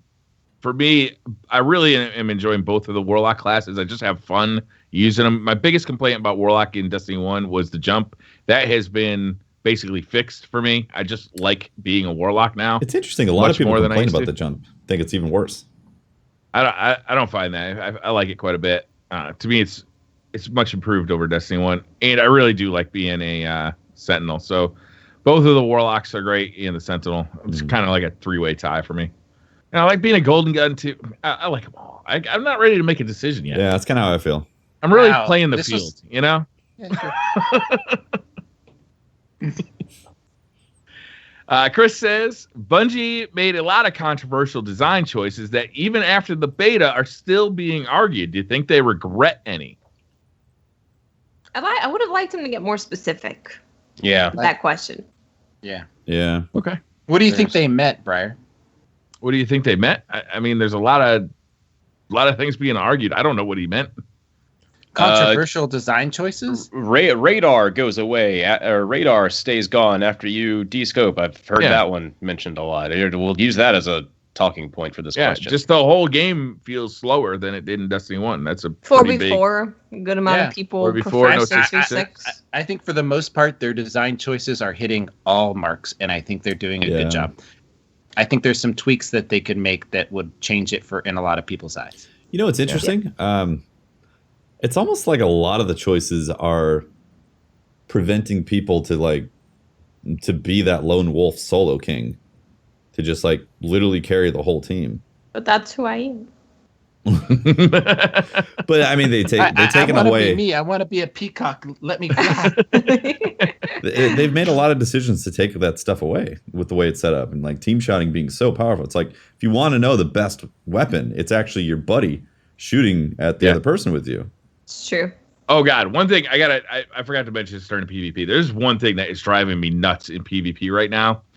There is an interaction between two Guardians. When they bump up against each other, you can literally get moved 5-10 feet by your neighbor. Like if you're peeking a corner, right, and your buddy comes and runs up to you, he can just push you right out into that hallway. And they do. Some people are doing that at the power ammo. Oh, they are actually are doing. They run up right when the timer's set, and they go boom, and then you bump out of the way, and then they steal your ammo from you.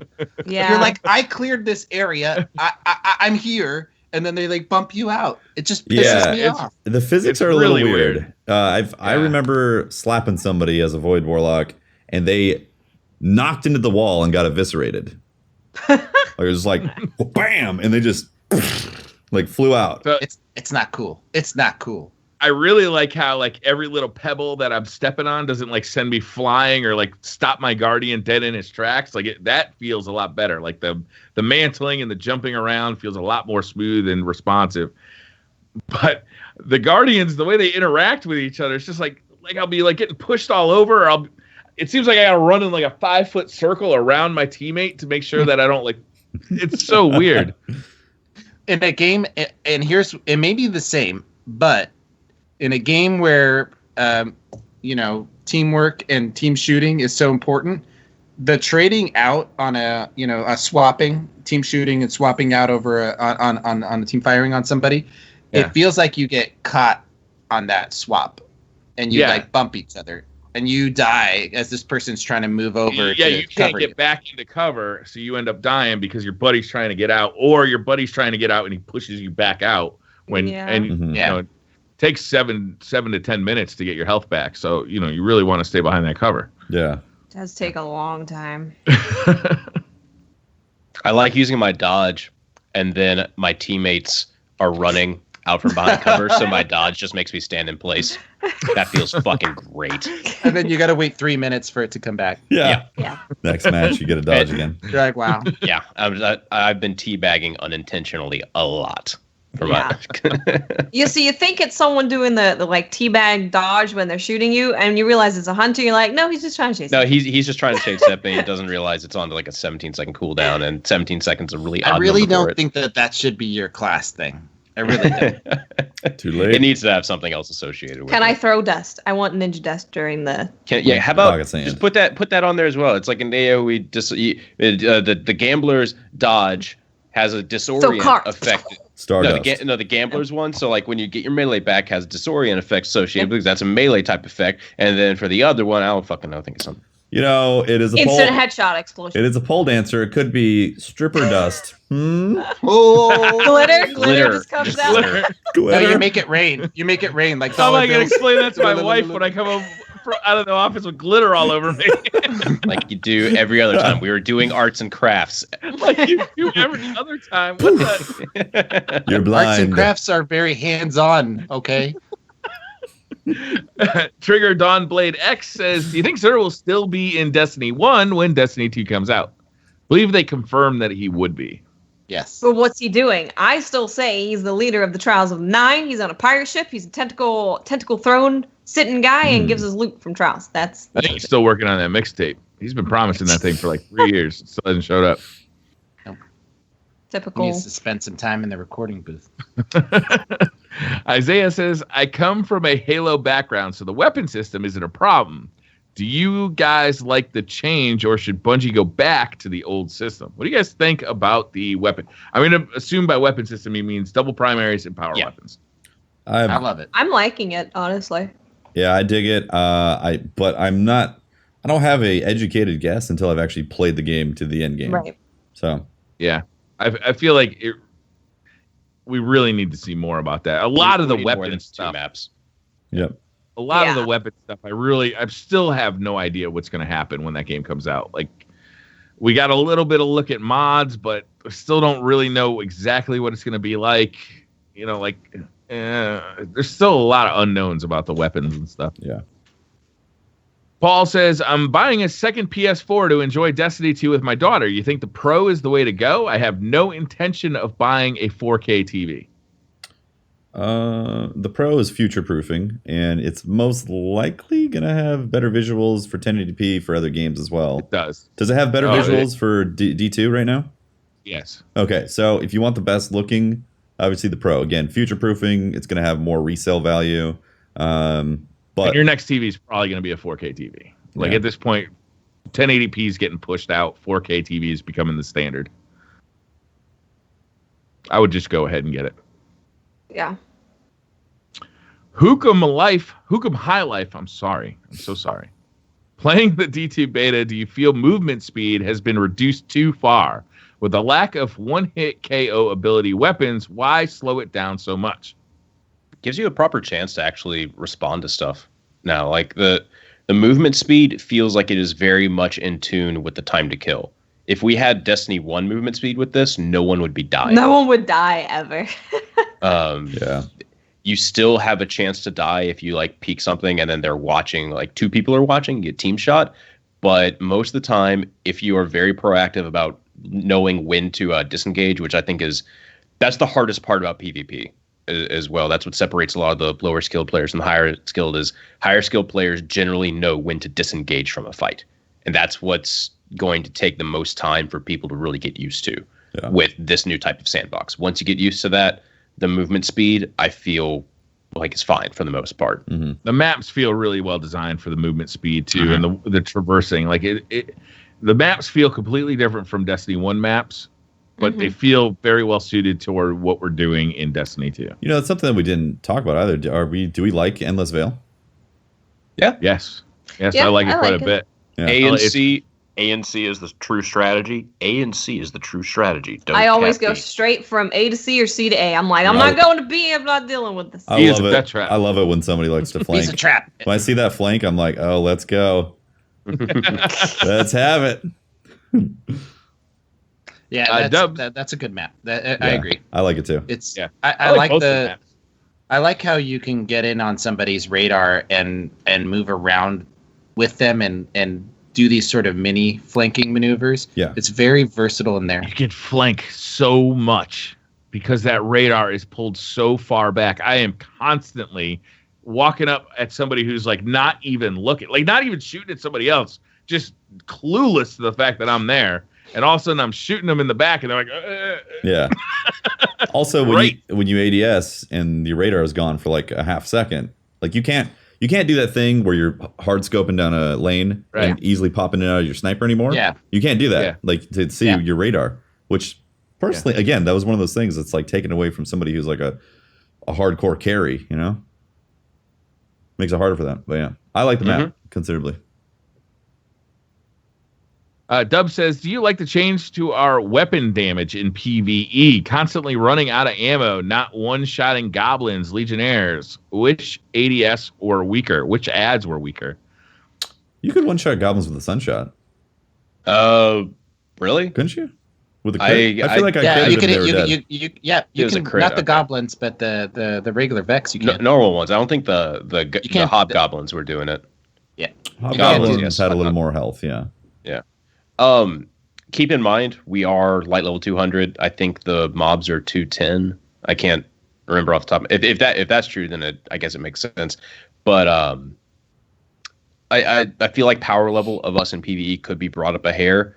Yeah. At the same time, it's the beta. We're not using the best stuff, so I don't want to. Not the like end game. just start slamming the gavel saying that. Yeah. Yeah, I don't want to guess on that yet. Yeah. That's too soon. It's too soon. Yep. Garrett says, is the mod system shown in the beta what you were looking for? We haven't really seen enough of it. We Yeah. haven't at all. It is super vague what we're looking at in the beta. Maybe.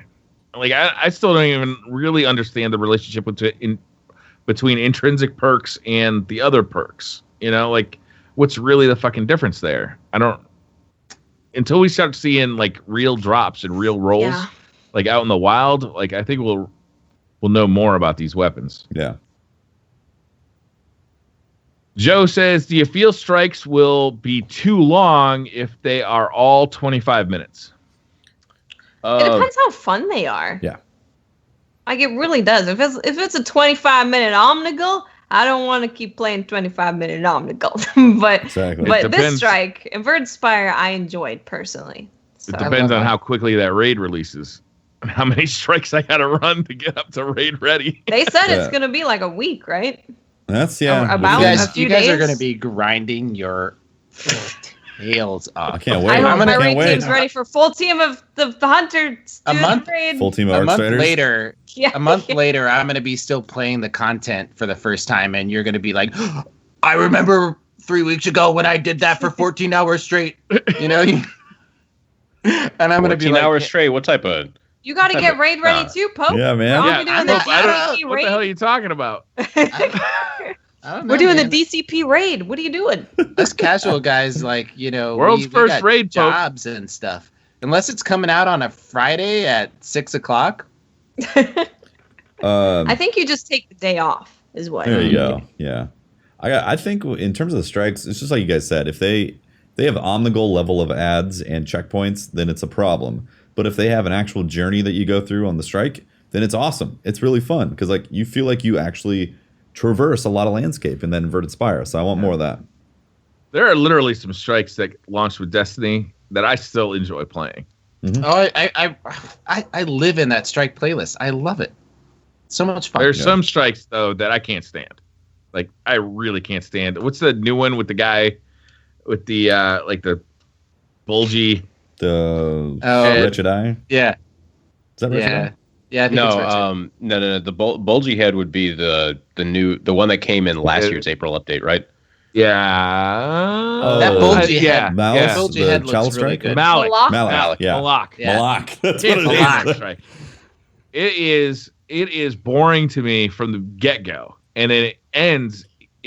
The ending boss fight is one of the worst things about Destiny is being forced to hide in a certain spot and every once in a while peek out and snipe and then get back into your spot. Yeah. It's something that I thought they got away from, like with the Taken King, and then to see that come back, I was so disappointed because it was really not a good strike to me. Well, that strike feels like it was just the epitome of live team, where they had to, okay, we can't make a new zone, we can't make anything new, we have to just reuse everything. So this area never really got used. Okay, but then like they really made that mistake of blights everywhere. Yeah. I like the idea of killing a blight to then regain a zone, but it just happens so frequently that you're just like, I can't move out of here because his health moves down so quickly. New blight comes up and Can't jump. Can't regen health.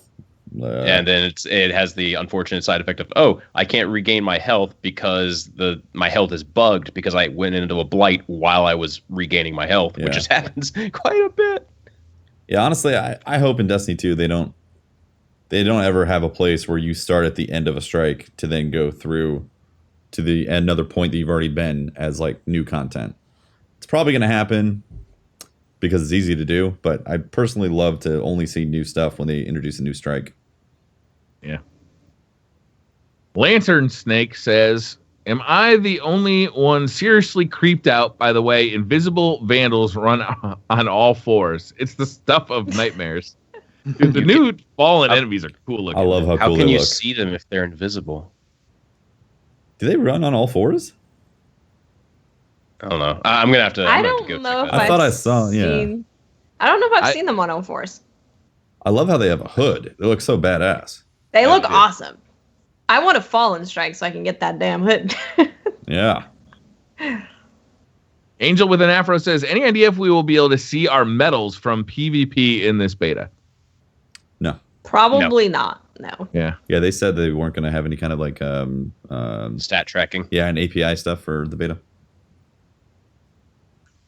Psychotech says, do you think Bungie needs to double the ability charge in PvE and slightly increase in PvP? I feel we've really talked this one. Yeah. I'm moving on. Owlock says, I'm so confused about why skill-based... We talked about this one. Ryan Mann says, what's your thoughts on how reviving and picking up power ammo is stopped by taking damage? I love it. That is brilliant. So it's one of my So favorite good. changes, probably, because I see someone just rushing for the power ammo, and I make sure to have a grenade ready for throw it on them, and then they're like, "Oh no, I can't pick it up," and then you shoot them and then kill them and dead. Yeah, it's Or there's wonderful. a dude trying to sit there and res someone at rugs, and you're like, that's not happening, dude. Not happening. You Try just- again, though.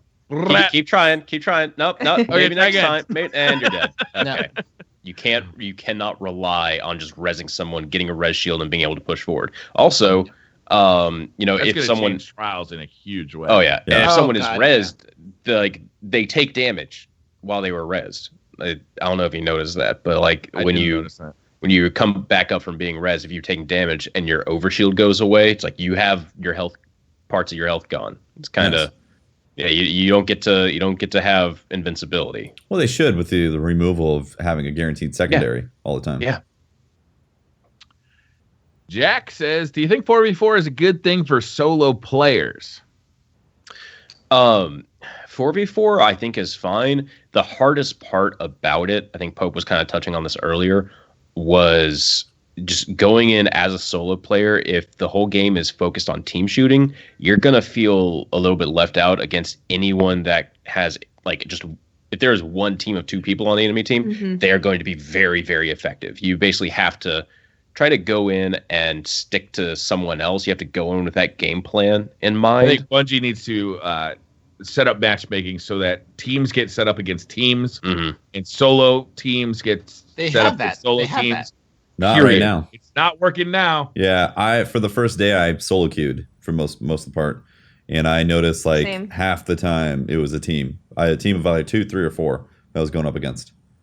Which, I mean, I still had fun, but also I don't necessarily think that even if you go in with a team, you're like you got your try hard pants on, because you can definitely just have some fun with going in a quick play. No doubt, but it helps. You are at a significant disadvantage if you're not communicating with your teammates. If you go up against another team that's coordinating. Yes. Even if you're going up against another team who's just goofing around, they can still talk. It would have been nice to see. I don't talk to my team and tell them what's going on. Yeah. We're talking about something else. The most communication Watson and I generally do is I slide into her at power ammo and then laugh at her. Knock her off of it. That's about our extent of communication. It would be nice to see a rumble introduced in the beta. It would have been nice to see something. They took out Rumble solo. I know. Took it out, man. I know. It's gone. I know. We need a solo thing. Nathan Anderson says top tier PvP players are suggesting that crutches are gone. Does the beta go too far in that direction? Is it still a singular experience? What? Singular experience. Singular. Between PvP and PvE. It's just there's 2 weird comments that are there. Like top tier players saying crutches are gone. Crutches being fusion nades are gone. Yeah, it's that feels like it's gone. But the second part of that question, do you guys think that's gone too far though? I mean, I don't. I like what's there right now. I don't think so. Change I would make is to adjust when we get our supers, not to necessarily make them happen too more often. Yeah. But I do see that there could be a problem with new players coming in, right? If you're just buying Destiny 2 for their first time, you never played Destiny 1, you walk into the Crucible and you're just getting crushed. And your initial thought is, oh my God, everybody playing this game has been playing it for the last 3 years every day. And there's none of those crutches are there to support you, to help you get the kills like they were in Destiny 1. Destiny 1 was very, very nice to new players because no matter what, you're going to get a super. You're going to get 2 supers during a PvP match. You're going to have grenades. You're going to have abilities. And that's going to help you, even if your gun skill sucks, you're still going to get some kills using those supers and all of that stuff. And that's fun. And I'm a little worried that PvP is going to get a little too punishing for brand new players. Well, if they have skill-based matchmaking in effect, then you're not going to go against people who have been playing it for 3 years initially and hopefully learn. Yeah. Well, we all know what the melee at the beginning of skill-based matchmaking is going to be like. Skill-based matchmaking takes a little while to kick in. Yeah. Well, it goes pretty quick. 4 or 5 games. It goes real quick. Yeah, 4 or 5 games, you're getting graded pretty fast. Yeah, I don't know. The problem is if they add these crutches, then we end up having the evolution is what we have now in Destiny 1, which is a long-term problem. A very one-dimensional, not fun for a Destiny veteran player to play consistently anymore. Yep. Yeah. I do worry about it. I mean, I think they're on the right track personally. I like where they're heading, but I do worry about new players. It just not being as inviting to new players. Michael Harvey says, what do you guys feel will be the next scene after Gaul kicks us off the ship? Oh, aim for the bushes. We get kicked off the wall, right? We get kicked out of the tower. We fall down to we get kicked down to earth. Do you think they've shown it? I believe already in one of their reveals. Did they? Oh, they've shown your guardian kind of standing up, like he landed on a pile of rubble. He stands up and his armor's all busted, and so he survived the fall. shoulders dislocated and shit. The game is not you get kicked off, you're dead. Go make a new End guardian. of game. New guardian. Yeah, they killed your guardian. That's when you Destiny created your 1 guardian. solved. And We no told beards. you your guardian Sorry. would move forward. We not just for didn't how say long. for how long. And that totally explains why you don't have any of your dance moves in D2, because that fall you injure yourself, right? And you can't twerk yourself to do the tiny dance. Have you guys seen the Hunter dance where he's spinning on his head? Yes, I love it. Oh my god, it's so good. It's such a good emo. I love that emo. Yes. Yeah, the dances are going to be good, for sure. But yeah, you fall, you land, you're some kid helps you out of the rubble. And then you have to go hunt for your ghost. Yeah. I do like the fact that it seems people are going to play it. They're going to have the full super or whatever and get some weapons, and then they're going to take it away, and then it's rebuild. Yeah.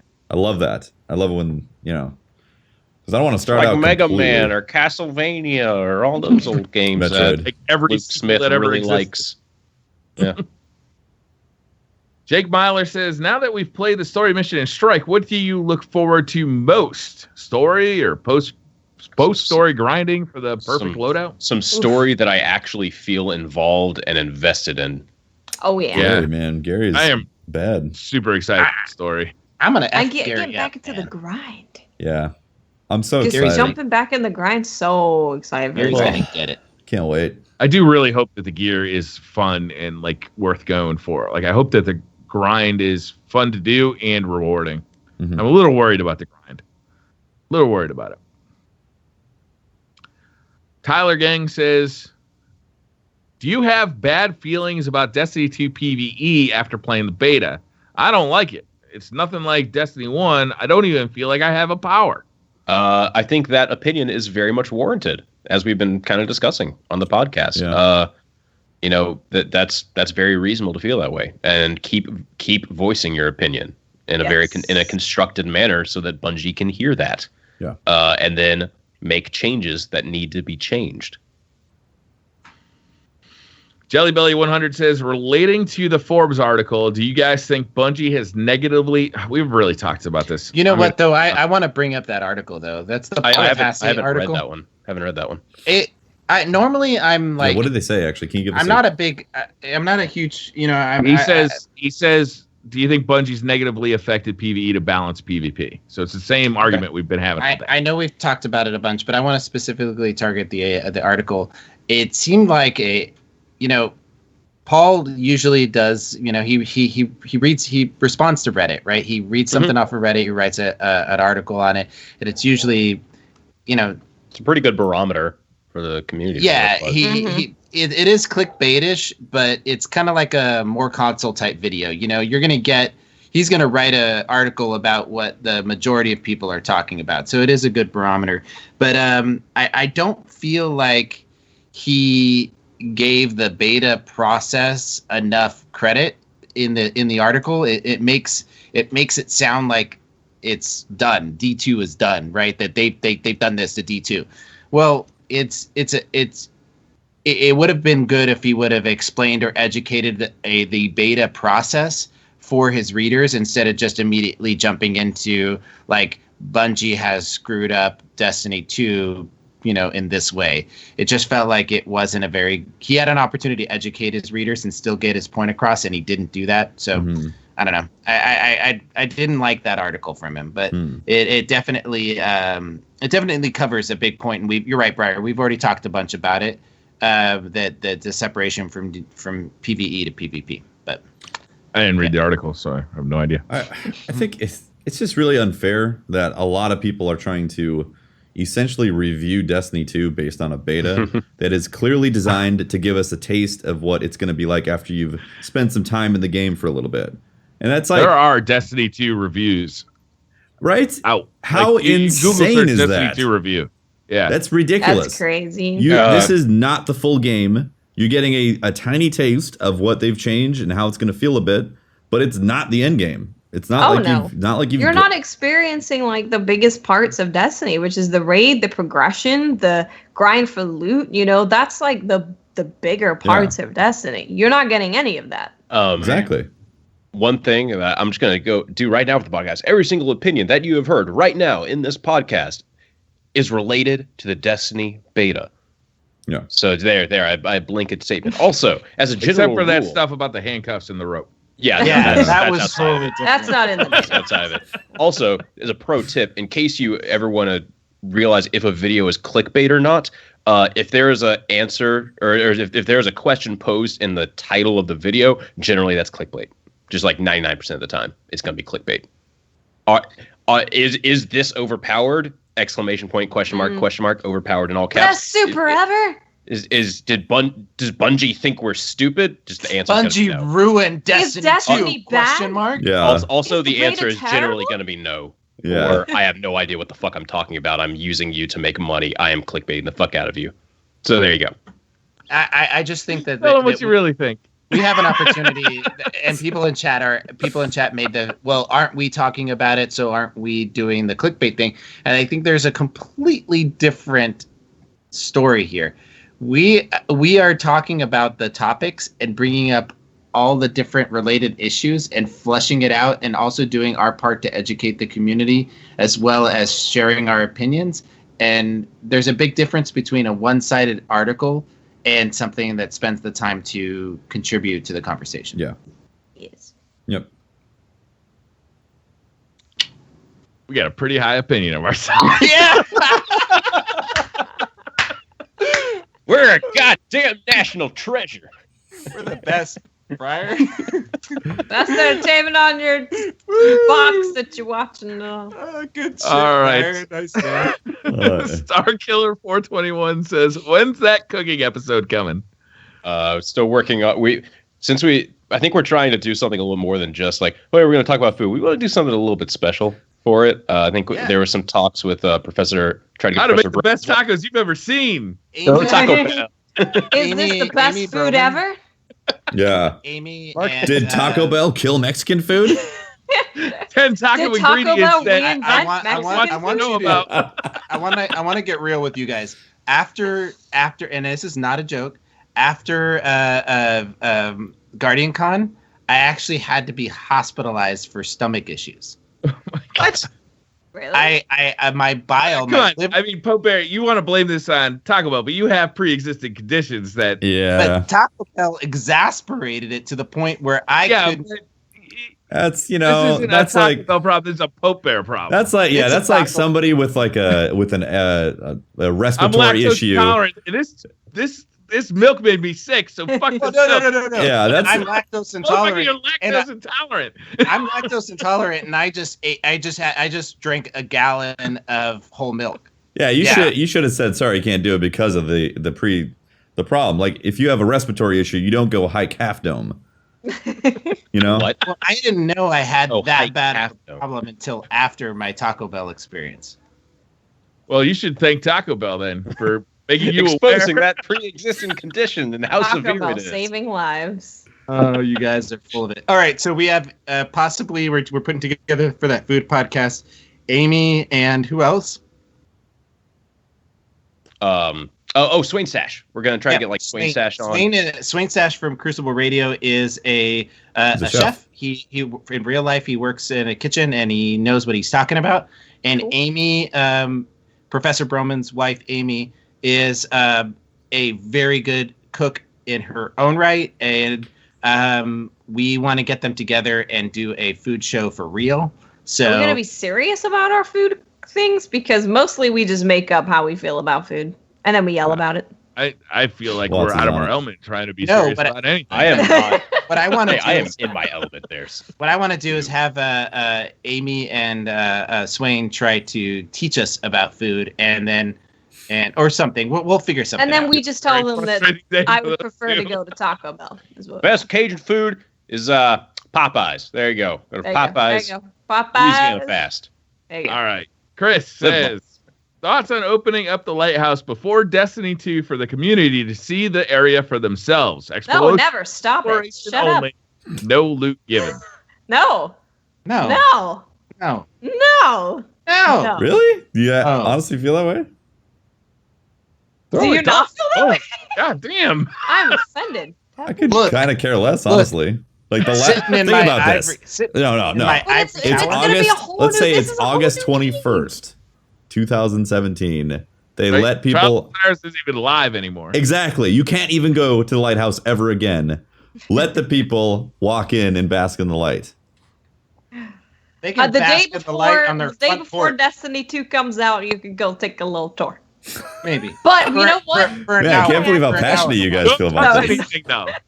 For an I'm hour. not being that serious. Don't you touch that candle. That candle is What I would religious. really like is that if they brought back the cutscene and allowed people to go visit the lighthouse with the cutscene, because the cutscene not being there and people going there for the first time is actually kind of disappointing. Also, arriving to a chest that's already opened. Yeah, Mm. yes. That was kind of a weird decision. I don't know why they ever made that decision. It wasn't. It didn't really serve much of a purpose as far It as didn't I do can anything. But yeah, It- I would say let them in and let them see the cutscene. It's not as special when you're there and somebody's while you're trying to open up the box, they're teabagging you. You know, you're Yeah. like, Like, hey, out of tell. my lighthouse. You didn't get here as part of my journey. You Actually, just the showed more up I at the think end. about this, the more I think it's a good idea. That is content that it'd be cool if everybody got to go and see that, even if Yeah, you never guys. made it. It's also Hey, never this going to be cutscene seen again is important. in Destiny 1. Yeah. Was that? It's also never going to be seen again in Destiny 1 because the lighthouse is, or Trials is Yeah. being turned off. Look, when agree. Xbox finally gets all the PlayStation exclusives, open up the lighthouse for everyone as well. open it up. Just so PlayStation users can get something with that update too. They can't be left out. And just for shits and giggle, have a Zur show up there. Oh, Yeah, that'd be why not? awesome. Have him be And- in the chest. You And open he's it, selling tentacles- like Galahorn. He's selling Vex Trials with Cyrus one. Mythoclast. That'd be cool. Beck Smithclass, Galahorn, and Black Spindle. A year one Hawkmoon. JK. There is going to be you're not going to be able to get that stuff anymore. I don't know. Yeah. Proto says, does a drinking game of taking a shot every time someone asks you what the meta is in Destiny 2 going to be a good idea or no? Oh, it's happened quite a lot actually. So, what's the best guns I should be using on the beta? I'm like, there's 4 guns. You can test and see for yourself. It's gonna take you 3 matches. OP weapon in Destiny 2. Nerf There you go, this there's your question title. mark? It's already a This video. is- It's already out there on YouTube. It already is. You can go Best YouTube it. I'm pretty Destiny sure. 2 loadout? How Yeah, to first- open D2 Crucible in loadout. Destiny 2? I'm pretty sure Imtash has a video on it right now. It already is a thing. There's many of them. There's many of them. There are. There's one many. from Briar Rabbit too. I didn't make one, but it's the purple Nurple. The purple Nurple. It's not the purple Nurple. I don't like that gun. I like the single shot one better. And even then, it's the sweet business. Just because, listen to that name, sweet business. Mm. It gives bosses I'ma the sweet give you business the in PvE. business. It gives everybody the sweet business. Mhm. Like when you're talking about killing people with that gun, it's just your conversation just flows. Washi Wasoi says, how do you lot feel about the new passive functions like clambering and the way that DOF changed while aiming, depth of field changed while aiming? I actually don't like that depth of field thing. That could be what feels off. Oh, maybe. When aiming, there is a depth of field change in Destiny 1, but it's the rendering engine that they use for a lot of stuff. It makes the depth of field feel much smoother on the transition part, but the parts that are actually blurry are even blurrier in Destiny 2. At least that's what I think. That's what it feels like. Feels like to me. Clambering's great, or clambering, Clambering. mantling. Awesome. For those that don't know what those words mean, it means you pull yourself up on a ledge instead of falling. There you go. It has messed me up a couple of times. Like I'm mid firefight, and all of a sudden my hand is on the ledge. I'm like, ah! But usually it's just awesome. It's so nice on B point. You don't have to double jump. You can just jump up to it. If you don't clear it, you just clamber up to it. It's nice. And it's good because you're not exposed as high. Yeah. You're not as high exposed. I love it when those Dawn Blades just float super high. They're like, I'm just going to gracefully descend the bed.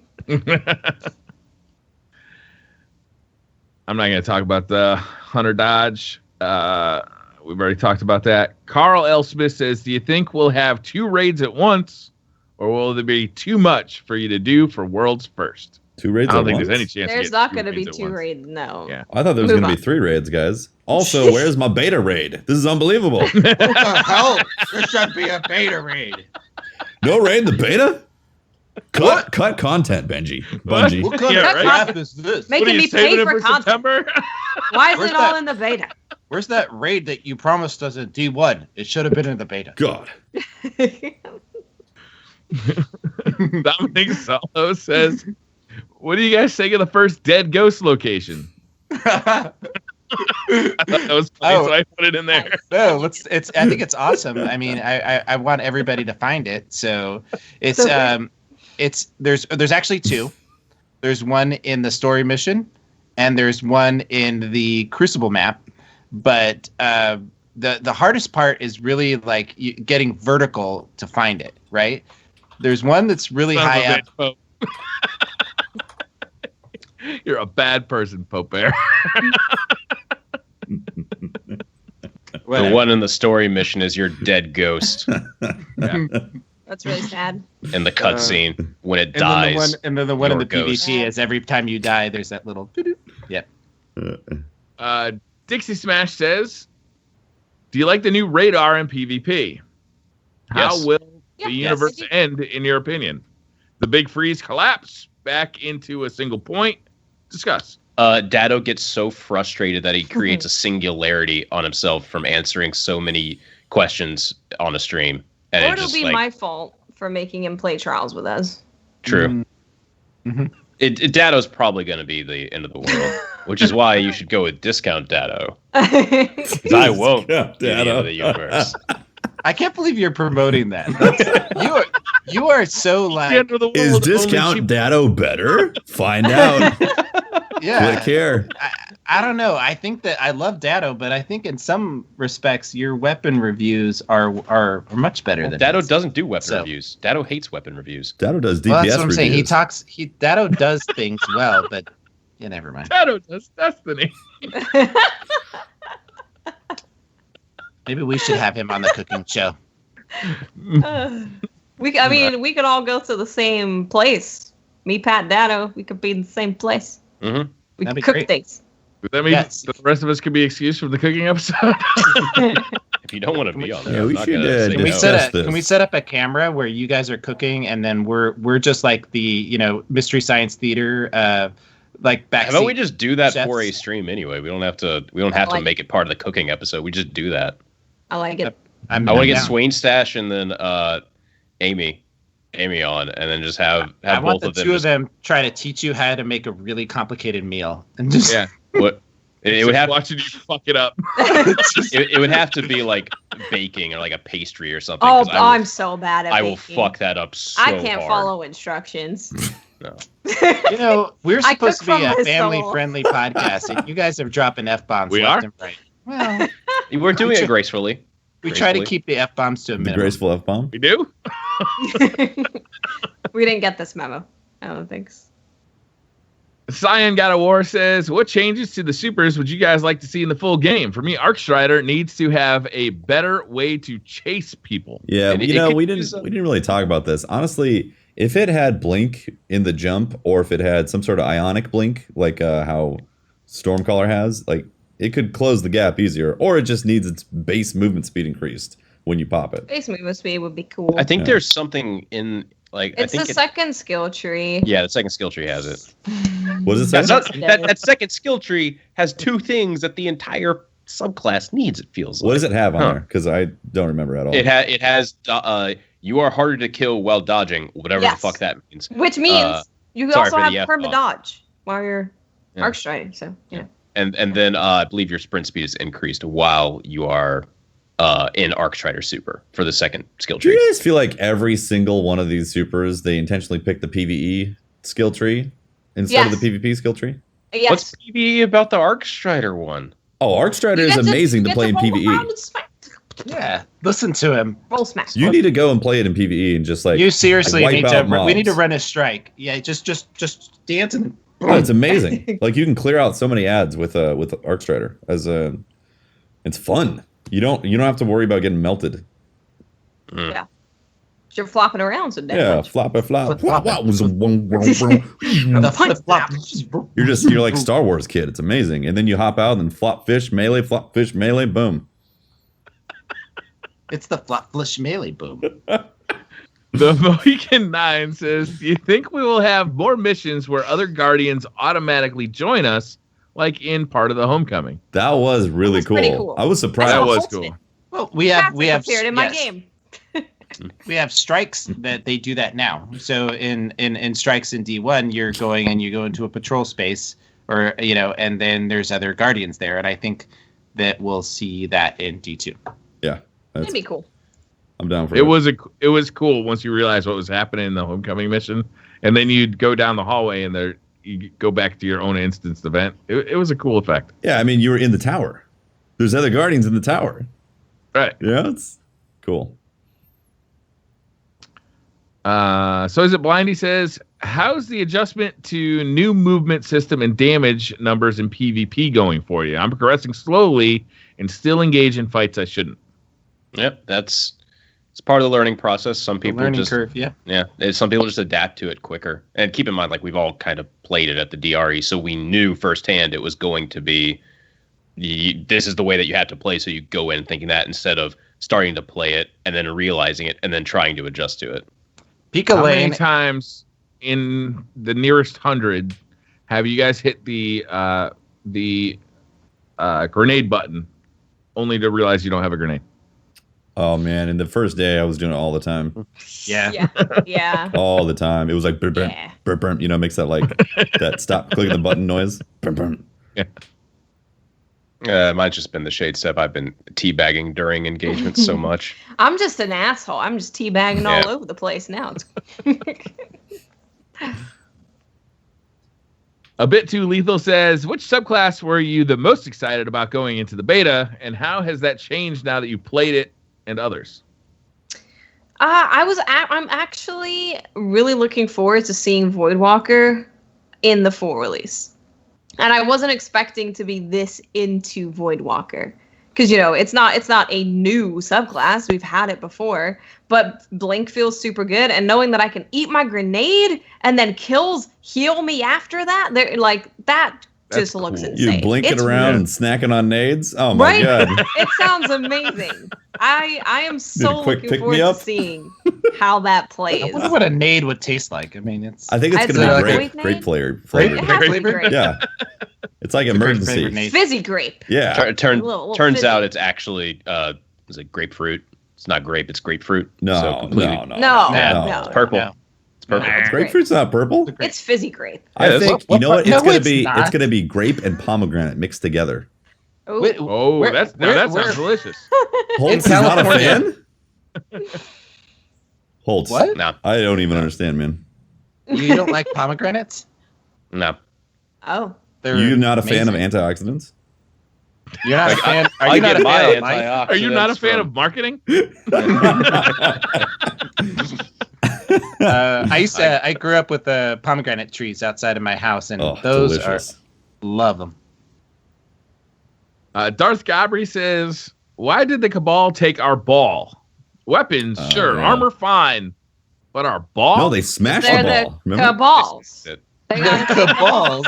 They went cabal. It's They it's just- onomatopoeia, you know. They just want balls, Yeah, I thought that See, was Nathan- amazing that they put the graphic in there and smashed the ball on the ground. It's like some cabal came in and was like, fun's bad. Stupid ball. No. Like the fun police. How many of you guys got squashed by the cabal ball? Many. Several. I did not. Zavala got his ass kicked, though. Yeah, Oh, Zavala got Zavala his got his ass handed to Zavala him. is not a good bubble titan. Don't No. trust him. He's not good at it. He does produce a good amount of orbs, though. He does. He's an orb machine, but his Yeah. actual protection skills need someone. Yeah, he's got Have you year guys one seen orbs. the clip of him just firing his gun into the ground? I saw that. It was great. He's like, I'm helping, guys. I'm helping. I love Decoy. I love Decoy how fire. he calls you to the bubble too late. You know, he's like, everybody get into the bubble, and then there's already rockets flying. So when you try to get in the bubble, you die. Right? Yeah, Die. yeah. And then he dies, and then it's all bad. It's like, dude, you're the worst Titan ever. Get into my bubble. That's like his first day being Yeah. He's been retired for a while. Yeah, he's corporate. He's a little rusty. He's corporate. all those He's not on the cutscenes field and- anymore. Yeah, remember all those cutscenes? How like he had all the arc abilities going and everything. He's like, yeah, this is sweet. But then for like that like the first cutscene that happened to be that day as well. He pops a defender bubble. He just happened to respec that day. He doesn't realize he can like pop the bubble and walk out from it either. You don't get a buff from it either. This is supposed to be a D1 bubble before the Cabal takes away our power. So we should have gotten the blessings or weapons from that. He's really slacking. Oh, big time. See, Nathan Deloach says, in the menu it says vehicles, not sparrows. Do you think we'll have different kinds? Yes. That is Yes. the question. I'm gonna say yes. Yeah. I'm gonna say yes. So there's gonna be sparrows. What else? No, we're gonna get BMX bikes. Ooh. Or like, that would be fun. or like Dirt bikes. motocross dirt bikes. Oh my god, it'd be so fun to ride dirt bikes around. I'd pay Like $5. Excite Bike? I'd pay I want a $5 crotch for a dirt rocket. bike. I want a boat. All Boat? this milk I can't Get in the step milk? in. I want a boat. Yeah. This You is like can- Minecraft. Just drop a boat onto the milk. Yeah, start oaring. Yeah, that'd be amazing. Yeah, what else do you think it could be? Do you think maybe something I think would fly? I think we saw like some images of tanks in like You stuff gonna with summon a goodies on tank? it. You could summon a tank. This is him. No, Whoa personal. No. Here's what I want. I want an exotic version of your sparrow that it allows you to ride double. Oh, two Oh, seater. That'd that'd be be cool. nice. Yeah. I So can like take you don't that, yeah. necessarily need to have guns and stuff on it, but you know the exotic sparrow, you can have your teammates jump on. And just, I would Now like that I a can lot. read chat while somebody drives me to where I need to be. There you go. yeah, there you go. Useful. Man, Yeah. that's nice. Yeah. Xavier says, which celebrity would you love to have a beer with? Which celebrity? Hugh Oh, Jackman. Nathan Fillion. Nathan Fillion is a good pick. Hugh Jackman? Hugh Jackman. Hmm. Why Hugh Jackman? He is charismatic as fuck, and he just. Yeah. I feel like I could talk to him, and he would actually want to listen to what I have to say, and not just wait for me to stop talking. That's just like you guys do. Oh, Hmm. you think we do that? Oh. that was rude. That is messed up. That hurt right here. Wait, Oh, sorry. right here. I'll buy you some taco. I'm I'll buy gonna- you some Taco Bell. I'd like to talk to the big show about Destiny. That'd be awesome. Oh, that would be cool. That is a really good one. Yeah. Mhm. That's really good. Then steal his cold heart. I feel like Neil deGrasse Tyson, I would never forget that conversation because you'd sit down and have a beer with him and he would just sit there and like continually blow your mind like over and over again for the whole conversation, just like telling you about all the shit he knows. And at the end of it, like it'd be a conversation you never forgot. Yeah. It's true. It's true. Tefty? I said big show. Oh, you did. I'm sorry. Did lots We're gonna steal a card. I just want to talk to Shax, but like actual Shax. Like I don't want to speak to voice actor play Shax. I want to talk to Shax. I want to know about his story. You know, I want him to talk to me about all these epic battles he's seen. But I've never seen him fight. I don't know if he can fight. He might just be making it all up. You can He hold does the a great door. job at holding a He door. can open. hold a door. Hold the door. He has a hold door. Oh, no. Hold door. Oh, Rip. Too soon. too soon. Tyler Burrow says, what's your favorite type of French fry and why is it waffle fries? Listen, Tyler. It's waffle fries, actually. Waffle fries is the wrong answer, Tyler. It is the I wrong really like answer. waffle fries. Oh man, I like fries, but I like to dip them in mayonnaise. But you can.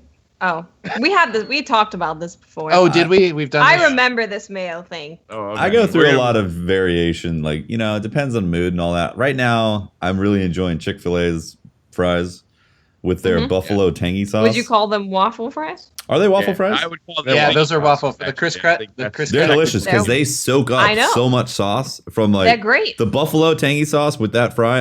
I could eat those all the time. It's not soaking as much as you can just scoop it out. Yeah, just woo. Let's have You a really bite. taste the hate in those fries. That's what I Mhm. like about them. So much hate in those fries. Yeah, You're not delicious. They're hate But fries. that's what makes them delicious. Hate though. fries. The hate. It's all the All the hate, hate. babe. salt. There's a salty hate fries. Mm. Brandon says, as of this very moment, will you ever play Destiny 1 ever again? Yes. Yes. Yeah. Because Destiny 2 is not out yet. So. Actually, there is a super sale going on PlayStation, and I bought Arkham for like $9, and I bought a bunch of games for like 60-80% off, and so I'll probably be playing those until D2. Nice. I'm definitely going to play Destiny again, but I picked up a Warframe addiction, and man, it is great. Warframe at 200 FPS on that game PC. has changed a ton, huh? It's incredible, honestly, what they've done with it. And it's free. People are like, oh, this pay-to-win game, huh? It's like, no, you can do all the content for free. 100%. It just takes I might a while. have to pay it. I might have to play it. Yeah, I think I might have to jump. I played it when the PlayStation 4 like released, and it was a 2013. launch title for the So it's been a long I played time it back since in I've played. 2013 also, and I was like, this isn't for me. Fast forward to now, if you do start up, pick Excalibur, because it's like the quintessential space ninja. Essentially, in Warframe, you're a space ninja. You want to blade things like a space ninja. You pick I Excalibur. like everything you're saying right now. Yes, pick Excalibur. You will become an amazing space ninja. Learn how to bullet jump, pick a bow and arrow, and pick up kunai knives as your first weapons. And then give it a few hours. You will probably be hooked by the combat alone, but the uptick to learn what you're supposed to do next is quite a bit. So that's where it falls and doesn't hook people. But if you can get past that and get to the grind and actually learn how you like unlock stuff and grind for different weapons and all that, it's incredibly satisfying. For a game that I'm gonna probably play, just because there's gonna be that, oh god, I don't want to play Destiny 1 that everyone will probably feel. Pyre is coming out. And that's from the makers of Bastion and Transistor. That's right. Mm-hmm. That's coming out, I think, on the 27th or It's something like soon. that. Yeah. Very, very soon. I already have it pre-ordered, so I can't wait to play that. It's going to be sweet. It's going to be at 4K. It's going to look gorgeous. I'm gonna play Destiny 1, but I want to be playing Destiny 2. Yeah. Yeah. Trials streams are going to be... I Well- have zero interest in playing Trials anymore. Like I just lost all interest in it. Welcome to club. Most interesting Korean says, "Is it okay to go into the bathroom and start a conversation while your spouse is taking a dump?" Yes. Yes, Yeah, probably. absolutely. Yeah. Yes, it's okay Yeah. to go into your wife is or your spouse is in the bathroom. All right. With the door closed. Yeah. It's okay to open the door, walk in, Yeah. and start talking. No. Fuck that. That is Yeah. private Yeah, time. that's private. It's fine to like break the lock and go in if you need to. Yeah. Go in. Break the Just lock? don't- Negative. Good It's lord. totally fine. Why are you ashamed of your bowel movements? I'm not ashamed. Maybe I just want some fucking alone time. Some Since I privacy. walk into every room uninvited. You need some privacy when you're doing your business. I just go to the bathroom with the door open. It doesn't care. I don't care. It's an open I don't care. invitation. Well, I just also, say- I mean, That's the door's best open. time to have a conversation. I got nothing else to do. Yeah, if you leave the door open, that's one thing. But for me, I'm like, no, I need some mental space to concentrate. I mean, just As a father, Yep. every once in a while, it's nice to have quiet time. I am not a father, so I don't know those feelings. Actually, if you could have enough time to sit there and have your legs go numb, that's the best. Tomo, if you're listening, you should probably install deadbolts on your bathroom. Hey, Deadbolt our your- bathroom now, our bathroom's separate Chunk. from the toilet, so it's great. Yeah, that's the proper way to have a bathroom. is. Too, where it's like the toilet part is physically way separate from the bathroom part. Yeah, Because you that's can more do anything sanitary. you want in the bathroom. Take More showers. sanitary. Yes, it's great. Oh my god. You can dip your cabals in. Never mind. That's what a bidet is for the. Okay, That's right. That is what it is. you don't have to dip them. all right, Zach. This is the last question. We got through 9 pages of questions. Hey. Nice. All right. Zach Peterson says, "If Tefty was Hefty and Hefty Tefty played Lefty, would Lefty Hefty Tefty be the best he could be?"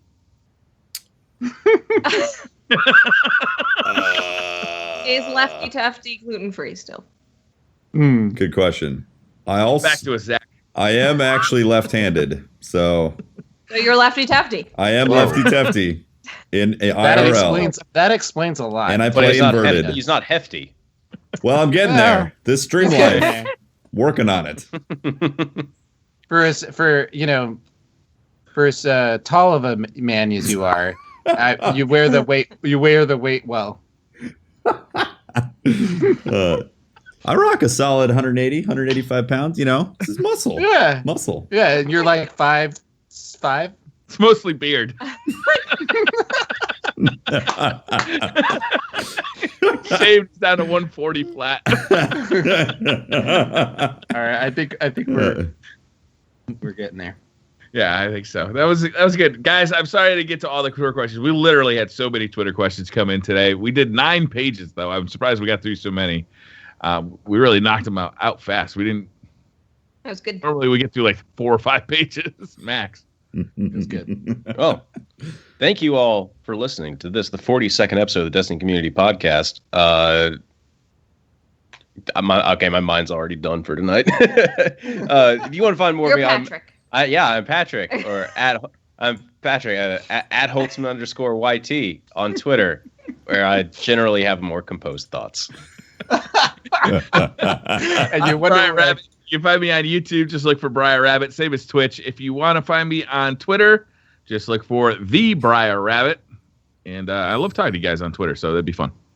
I'm Tefty Teft. You can talk to me at Teft on Twitter. You can catch my streams on twitch.tv/Tefty Teft. And every now and then I upload a YouTube video as well on my YouTube. But I'm mostly streaming nowadays. Thanks. And I'm I'm Miss 5000 Watts. You can find me on Twitter, Twitch, and YouTube at Miss 5000 Watts. And this has been Pope Bear. You can find me on Twitter at Pope Bear, and you can also follow the podcast at DestinyComPod. Make sure to follow us and click that notification button, because the only thing that comes out of there is when we go live and Twitter questions and stuff that's going on around the show. Next week, we have True Vanguard on the show.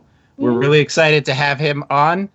Don't forget to mark it on your calendar, and that every Thursday at 6 p.m. Pacific, we have a guest, or we're here going live. So make sure to join us. It's going to be... we're going to be talking about a lot of PvP next week, I imagine. Oh, yeah. And don't forget to check out our Podbean, our new website. We've updated it. Make sure to go in there. It came out really nice, by the way, Pope. Yep. Make sure to go in. If you're listening to this right now on iTunes, do me a favor and click that like button. It helps us out a lot. Leave a review. It really, you guys have no idea how much leaving a review helps us on iTunes. We're already on the front page of the gaming podcast, but your positive. We want to be on the reviews fucking help us. cover. We want to be on the cover. And it helps us out a lot. And obviously, make sure to like and review our stuff. Like, subscribe, comment. Nice to scan. Yeah. All right. Thanks everyone for tuning in. We'll see you next week. Bye. Bye-bye. Bye.